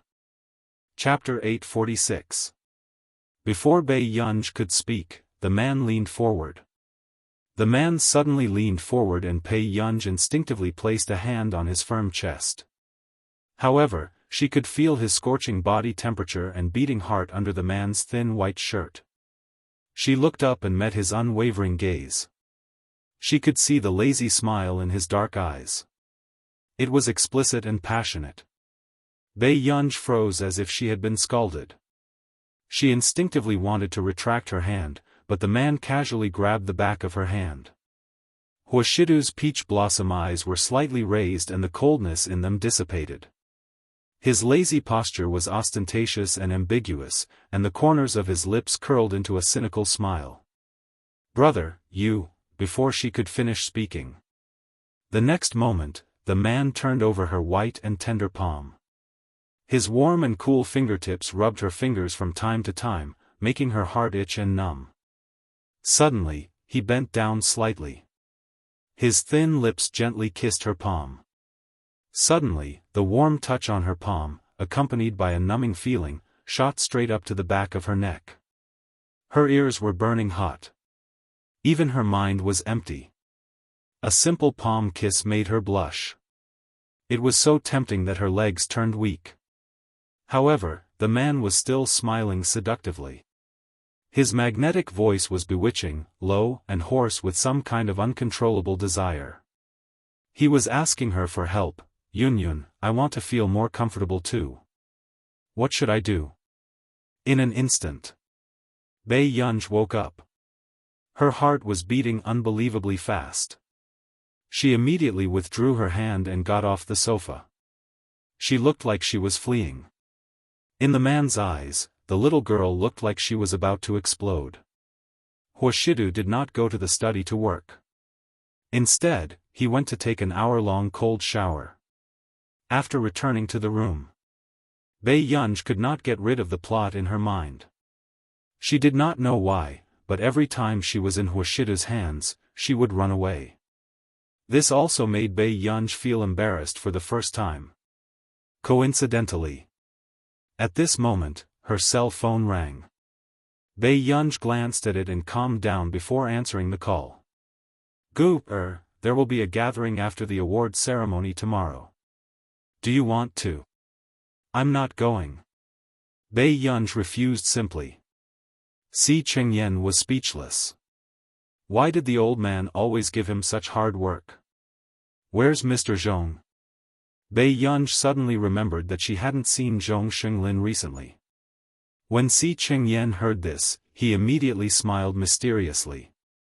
"Do you know? Elder Zhong, Dean Zhou, and Stephen were taken by Marcus for a hair transplant." "Bai Yunj, what kind of messy team-building project was this?" "You'll see it tomorrow." Don't expose her, Si Chengyan reminded. Bei Yunji's eyelids twitched. Sure. Afternoon. When she went out, Bei Yunj found more than 20 sets of clothes on the sofa, all of which were brands she usually wore. Qin Yu called and asked me to take you to dinner. Huashidu glanced at Bei Yunj, who had just come out of the bedroom, and said. Bei Yunj looked at the calm Huashidu and raised an eyebrow. Okay. Soon. After she changed her clothes and followed Huashidu downstairs, she turned around and accidentally touched the man's hand. Only then did she feel that his temperature was a little too cold. Brother, why are you so cold? Bei Yunj asked without thinking. Hearing this, the man glanced at the instigator carelessly and licked his itchy teeth. He chuckled. Otherwise, why would I take you out? P.S. Additional monthly votes added chapter. Thank you for helping Master Pei. The monthly votes ranking is still unstable. Are there any children who can move their fingers? Pinch. Old Sue continued to update. Chapter 847. At first, Bei Yunj did not react. But when she realized what was going on, she froze. So, just now, he had a physiological reaction, so he went to take a cold shower? Bei Yunj thought of the temperature of the man's hand when she touched it just now. It was cold. It did not seem like he had only taken a shower for a while. Bei Yunj looked at the man's handsome side profile for a while. For some reason, her heart beat erratically. She slowly took a step to the side. Huashidu, who saw this scene, was speechless. After a while, Huashidu was a little angry and laughed out loud. Then, he laughed in a low and sexy voice. Child, where did I find such a heartless person like you? Bei Yunj did not speak. Soon, the two of them got out of the elevator. Huashidu had just walked out when he saw Bei Yunj running out. He thought that the little girl was shy. But not long after. Tseng Su asked in confusion, Master Du, where is Miss Pei? Shouldn't the two of them come down together? After asking, Tseng Su felt that something was wrong again, so he looked at Huashidu with a meaningful gaze. Could it be that Miss Pei did not have the strength to get up? Soon, Huashidu's unhurried gaze swept past him coldly. Tseng Su stopped imagining things obediently. Wait for her to come back. Huashidu stood in the hall. He was wearing an exquisite black suit and a black and gray windbreaker, making him look tall and slender. The corners of his upturned eyes were charming, and his pale-colored pupils were light and lazy. About 10 minutes later, Huashidu saw a figure walking over from the door. Bei Yunj was wearing a black hat and mask. She was holding a transparent plastic bag and waving at them. Let's go. Huashidu smiled. After getting into the car, the man had just sat in the back seat when the little girl beside him started to open the plastic bag. What is this? Huashidu asked. Bei Yunj answered him leisurely as she tore it open. Your little heartless girl bought you a thermal pad. Soon, Bei Yunj warmed up a thermal pad and turned her head naturally. She pulled open the man's windbreaker and unbuttoned his suit jacket. But she didn't notice that the man's eyes were unfathomable, staring straight at her. If you stick it here, you shouldn't get burned. Bei Yunj muttered to himself. Huashidu allowed the young lady in front of him to touch him. However, not long after, Bei Yunj inadvertently touched the man's tight and sexy abs. They were hard and firm. After a few seconds, Bei Yunj realized what it was. But soon after, a hint of interest flashed through her bright and beautiful eyes. Just as she was about to touch it again, Yi Zichen stopped her. The man's indifferent and deep voice seemed to be deliberately teasing her eardrums. Yun Yun, there's no way to take a cold shower in the car. After saying this, Bei Yunj immediately stopped. She glanced at the lazy and handsome man and finished pasting the last one on him. Obviously, she didn't want to talk to him anymore. But in the next moment, Bei Yunj was about to retract her hand when the man grabbed her wrist again. She looked up and saw the man's slender and well-defined hand casually picking open his windbreaker and suit jacket. He placed her hand on the spot that Bei Yunj wanted to touch just now.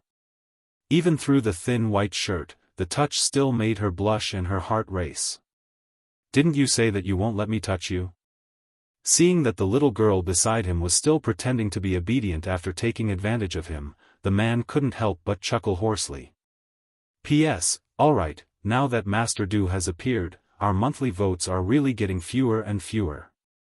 The old man shouldn't have appeared. Chapter 848.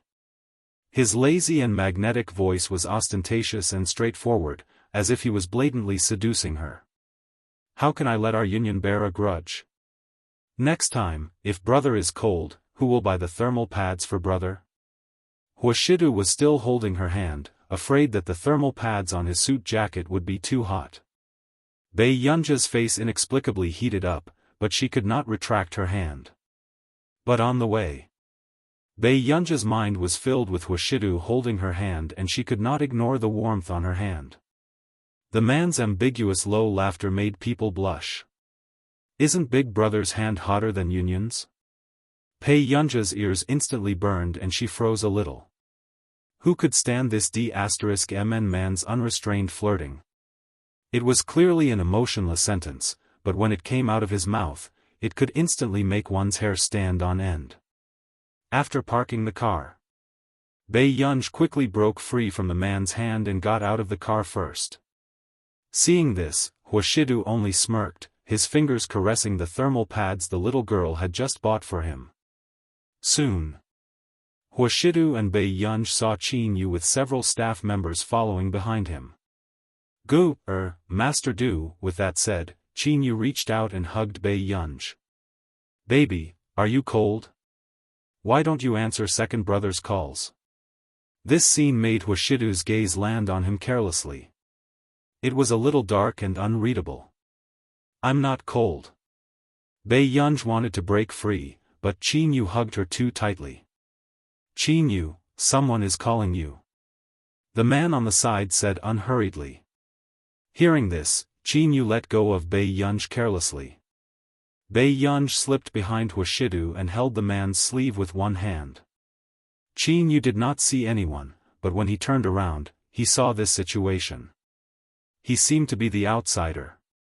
Qin Yu looked at Huashidu instinctively, only to see him looking at him carelessly with a faint smile in his eyes. It seemed to be a provocation. Qin Yu was speechless. "Let's eat, let's go eat first." In the end, the manager, who knew how to read people's expressions, immediately broke the stiff atmosphere. On the way, Qin Yu walked beside Huashidu and glanced at Huashidu's thin windbreaker. He was only wearing a suit inside and could not help asking, "Is this windbreaker so good at blocking the wind?" Huashidu replied calmly, "It's all right." Qin Yu was wearing a low-collared sweater and couldn't help but shrink his neck. "Then aren't you cold?" Huashidu slowly lifted his suit jacket, revealing the unqualified thermal pads. "It's all right. It's quite warm." His tone was calm and composed, but it gave people a feeling that he was showing off. "Bei Yunj," Qin Yu was curious. "You use such a thing too?" "Yes." After Huashidu finished speaking, he casually glanced at the young lady beside him. Suddenly, his thin lips curled up and his voice was deep and happy. "I quite like it." Qin Yu even snorted, a sneer appearing on his handsome and superior face. He then gestured for Huashidu to look at his torn jeans. His low voice was filled with confidence. "Master Du, what's the matter with you? You're even using thermal pads in this weather?" "Who knew?" The man smirked, his tone light and flirtatious. Someone's heart aches for you." Bei Yunja's back froze immediately. However, Qin Yu had yet to react. What did this mean? "What do you mean?" Qin Yu asked instinctively. On the other hand, the most silent manager at the side seemed to have suddenly understood. He looked at Bei Yunj, who had a slightly strange expression on his face. "P.S. I'm dealing with the infringement of this book." I'm sorry that I'm not in a good state and wrote slowly. I'll ask for some monthly votes for master pay first. I'll see if I can continue writing. Chapter 849. Then, the manager could not help but turn back to look at Huashidu, a bold thought appearing in his mind. His eyes widened as his thoughts drifted away in disbelief. Especially when he saw that Qin Yu was still clueless, the manager had mixed feelings. Should I give this guy a warning? However, this person always mocked him for being short. Was he letting himself down by doing this? The manager was hesitant. In the dining room. Seeing Huashidu and Bei Yunj sitting opposite each other naturally, the manager could not help but look at Qin Yu. Xiaofan, come, eat more. Sitting in his seat, Qin Yu handed the curry prawns to the manager. Then, just as the manager was very touched and was about to tell Qin Yu secretly, he heard Qin Yu laugh. I hope you can still grow taller. Don't keep making people think that I'm using child labor. Xiaofan was speechless. King deserved to have your sister snatched away. Xiaofan took the plate of curry prawns expressionlessly and said nothing. When they were about to finish eating, Bei Yunj received a call from Marcus. Hello?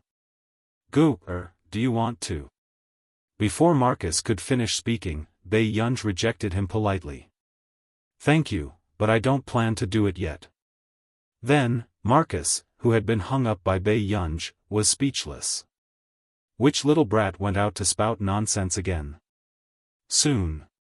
Bei Yunj received another message from Marcus. This was to ask Bei Yunj to send them an address. The people from Country A would come and pick her up in the afternoon to protect Bei Yunj's safety tomorrow. A dark look flashed past Bei Yunj's eyes and she glanced at Huashidu. In that case, she could not stay with him. Bei Yunj licked her lips and said nothing. It was only after lunch that Huashidu walked to his side when he was about to go to the nearby building to work. Brother, today Bei Yunj's eyes landed not far away. I want to stay with my second brother. With that said, Bei Yunj did not notice anything, but the man's eyes darkened imperceptibly. Yes. After all, he was the child's biological brother, so he had no right to stop him. Huashidu bade farewell to the young lady and returned to the car. His slender fingers opened the cigarette box and lit a cigarette. A pair of pale-colored, ascetic eyes were filled with laziness and alienation. Master Du, let's go, Dizhou Tower. The moment Huashidu finished speaking, a hint of surprise flashed across Tseng Su's eyes. He wanted to say something but hesitated. Yes, Tseng Su replied. At the filming location. Everyone was very surprised to see Qin Yu with a young girl. Wasn't this girl too beautiful? Only Qin Yu's assistant recognized her.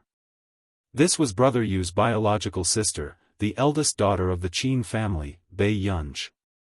Miss Pei. The little assistant hurried forward to greet him. Yes. Bei Yunj responded and glanced at the gloomy castle. Why did he choose such a place to shoot a music video? All of a sudden. Did you guys prepare anything for our sister Ran? The waist of this dress is so thin, who can wear it? A female assistant walked out and questioned arrogantly, do you not want to work anymore?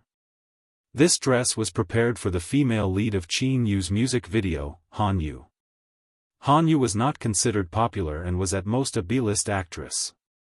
However, her sugar daddy was willing to spend money on her.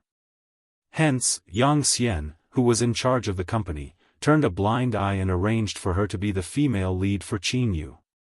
P.S. We'll continue in the afternoon. Good night. Chapter 850. Qin Yu did not care about this and had already gone to check the set equipment. After that, the assistant glanced at Bei Yunj and her expression darkened. What do you mean? Did you choose a female lead? Bei Yunj raised her eyebrows. Beside her, Qin Yu's assistant took a deep breath and said with a smile, No, Sister One, you're thinking too much. This is Brother Yu's woman. How would Qin Yu's assistant dare to let Sister Wen know that Bei Yunj was Qin Yu's sister? During this period of time, hadn't there been a lot of trending searches about them kidnapping Qin Yu? If she found out that Bei Yunj was Qin Yu's sister, she might be caught talking to Bei Yunj the next day. At that time, the headlines would be, #Han Yu and Qin Yu's sister have a harmonious relationship #, Han Yu is suspected to have been acknowledged by Best Actor Qin's sister #. Can't you turn on more lights? Bei Yunj glanced at the darkness around her and pretended not to hear Sister Wen's words as she asked in return. Young lady, there are a lot of lights here. Come and sit here. The MV director suddenly waved at Bei Yunj excitedly, his eyes shining. The assistant was speechless. Another person who wanted to lure Miss Pei into the industry. Bei Yunj hesitated for a moment before walking over. Just as expected. The director immediately asked, "Young lady, have you considered developing in the entertainment industry?" Bei Yunj said calmly, "No." The director was speechless. This was his first time meeting someone who rejected him so directly. "It's all right. This is my business card. You can contact me when you've thought it through." The director handed his business card to Bei Yunj. The assistant was speechless. If Bei Yunj wanted to debut, she still had to rely on him. "Qin Yu could bring this elder young lady to work every day, all right?" However, seeing this, Sister Wen's expression darkened. Pursing her lips, she took the dress back. On the other side, a beautiful woman was lying on the bench. "Yu, those people don't take us seriously at all." Sister Wen was indignant. "No one said that they would change our dresses. Besides, Best Actor Qin even brought a young and beautiful woman here." His girlfriend? Han Yu's eyes darkened. Who knows? Sister Wen sneered, "Film Emperor Qin is also the son of a rich family. Must the person by his side be his girlfriend? But I've heard before that Film Emperor Qin's private life is very disciplined. Now I see that it's all a lie. Give me the dress." Han Yi reached out and took the dress that Sister Wen handed over. A glint flashed across his eyes. "Accompany me to change my clothes. I need to put on my makeup later." "Yu, aren't you angry?" Sister Wen asked. "What's there to be angry about? Let's go see her later." Han Yu stood up and went to the changing room. She was just a little girl. Was it that difficult to deal with her? Han Yu's eyes were filled with mockery and indifference. Not long after, Bei Yunj saw a woman in a gorgeous long dress walking over. But soon, Bei Yunj looked away and continued to play on the maps of the gods. But when Han Yu saw this, her exquisite face revealed a trace of collapse. She knew that Qin Yu's taste would not be too bad. However, the young girl in front of him was so beautiful that her eyes were aggressive, making him fall into a trance. But her attitude was unbelievably cold. Han Yu pursed her lips, feeling a little uncomfortable as she sat at the side. "Wen, get me some water." At this moment, the makeup artist beside Han Yu was still helping her put on makeup. But in the next moment, Han Yu asked Bei Yunj, "Miss next to me, do you have time to do me a favor? I can't move. Can you help me get my shoes? P.S. Here it comes, good guys. Thank you, children, for helping Master Pei get first place in the monthly votes ranking for now. If you work hard, can Master Pei get first place this month? Pinch." Chapter 851. With that said, Qin Yu's assistant knew that things were not that simple. To put it bluntly, wasn't she asking Bei Yunj to carry her shoes for her? Qin Yu's assistant smiled and stood up immediately. "Sister Yu, let me get it for you." Who knew? The manager beside Han Yu suddenly stopped her. "Huang Ku, you're Best Actor Qin's woman. If you take care of Sister Yu, others will think too much." Huang Ku's expression darkened immediately. If Bei Yunj did that, Qin Yu would tear Han Yu apart. At this thought, Huang Ku was about to speak when Han Yu suddenly laughed. I'm Qin Yu's female lead. No matter what, I'm still his colleague. Miss, is it difficult to help me carry my shoes? These words were a blatant and high-profile threat. Most people would not dare to humiliate Qin Yu's people like this, but she just wanted this person to know her place and not have wishful thinking about rising to the top. Then, before Huang Ku could speak, Bei Yunj, who was beside her, stood up and slowly walked to the shoe box. Is it this pair? Han Yu sneered and closed her eyes without saying anything. As if she had vented her anger, Sister Wen immediately said, yes, those are our Sister Yu's favorite shoes. You, before she could finish speaking. Suddenly, the shoe box slammed into the cabinet next to it, scaring the makeup artist so much that her hand trembled as she applied her eyeliner. It made Han Yu's face crooked. Han Yu's foot was hit by something and her expression changed in fright. When she opened her eyes again, it was her favorite pair of shoes that had rolled on the ground. Some of the paint had been rubbed off. Instantly, Han Yu's expression darkened and she pushed away the makeup artist who was about to apologize. She looked at Bei Yunj darkly. Bei Yunj's beautiful eyes curved, exuding a faint ruthlessness. She stirred up trouble calmly and sneered unruly. Don't play tricks with me. Otherwise, it won't be this pair of shoes rolling on the ground next time. Huang Ku inexplicably felt that Brother Yu's sister was the real master. Her aura was too strong. Han Yu was about to stand up and rush over to slap Bei Yunj. Then, she saw Qin Yu walking over. Han Yu immediately changed her expression.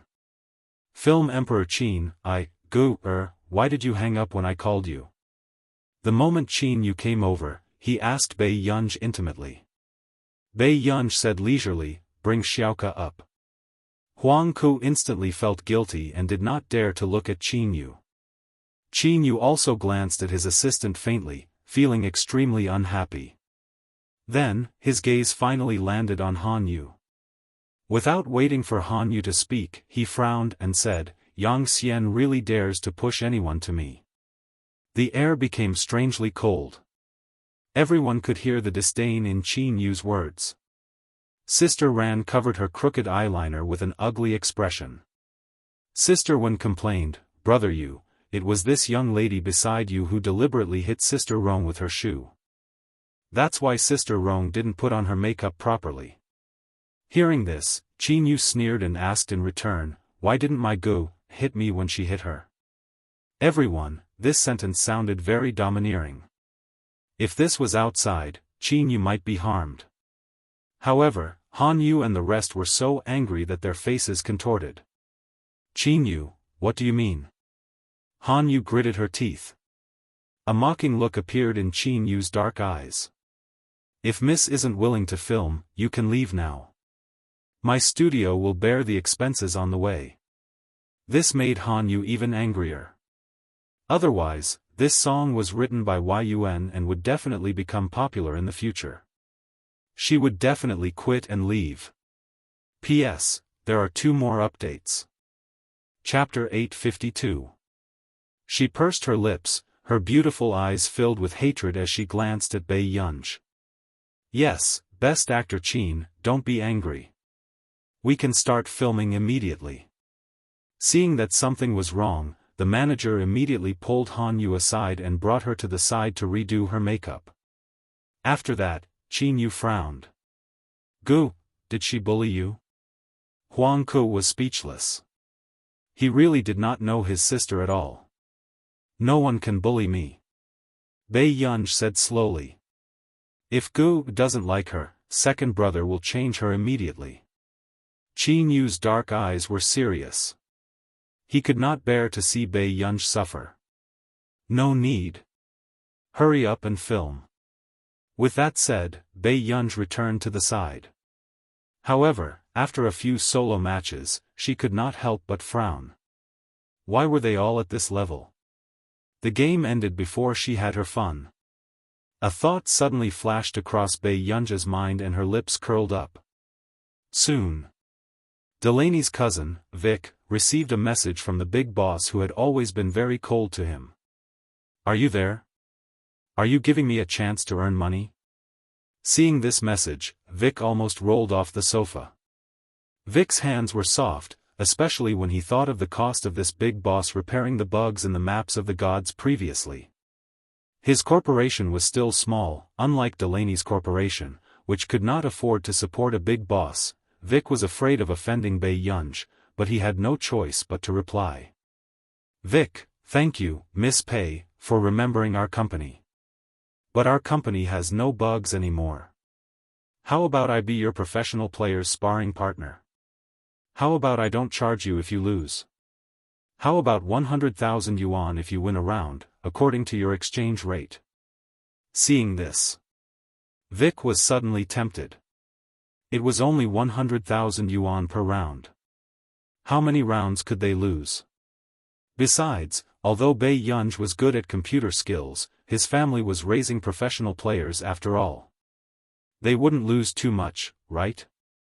At this thought, Vic suddenly felt that Bei Yunj seemed to want to be a human today. He replied immediately. "Vic, sure. Vic, I'll arrange it for you right away, soon." The team of professional players that Vic had arranged all sat on the gaming chairs with confusion. The club owner said that the big boss had spent a lot of money to find a sparring partner for them. But they couldn't lose.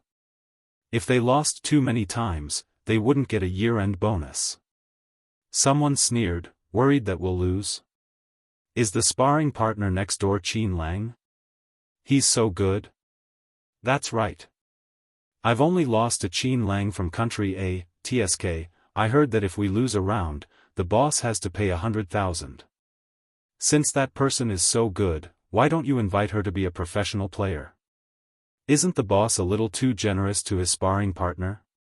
The few of them went online angrily and searched for the account number given by the boss.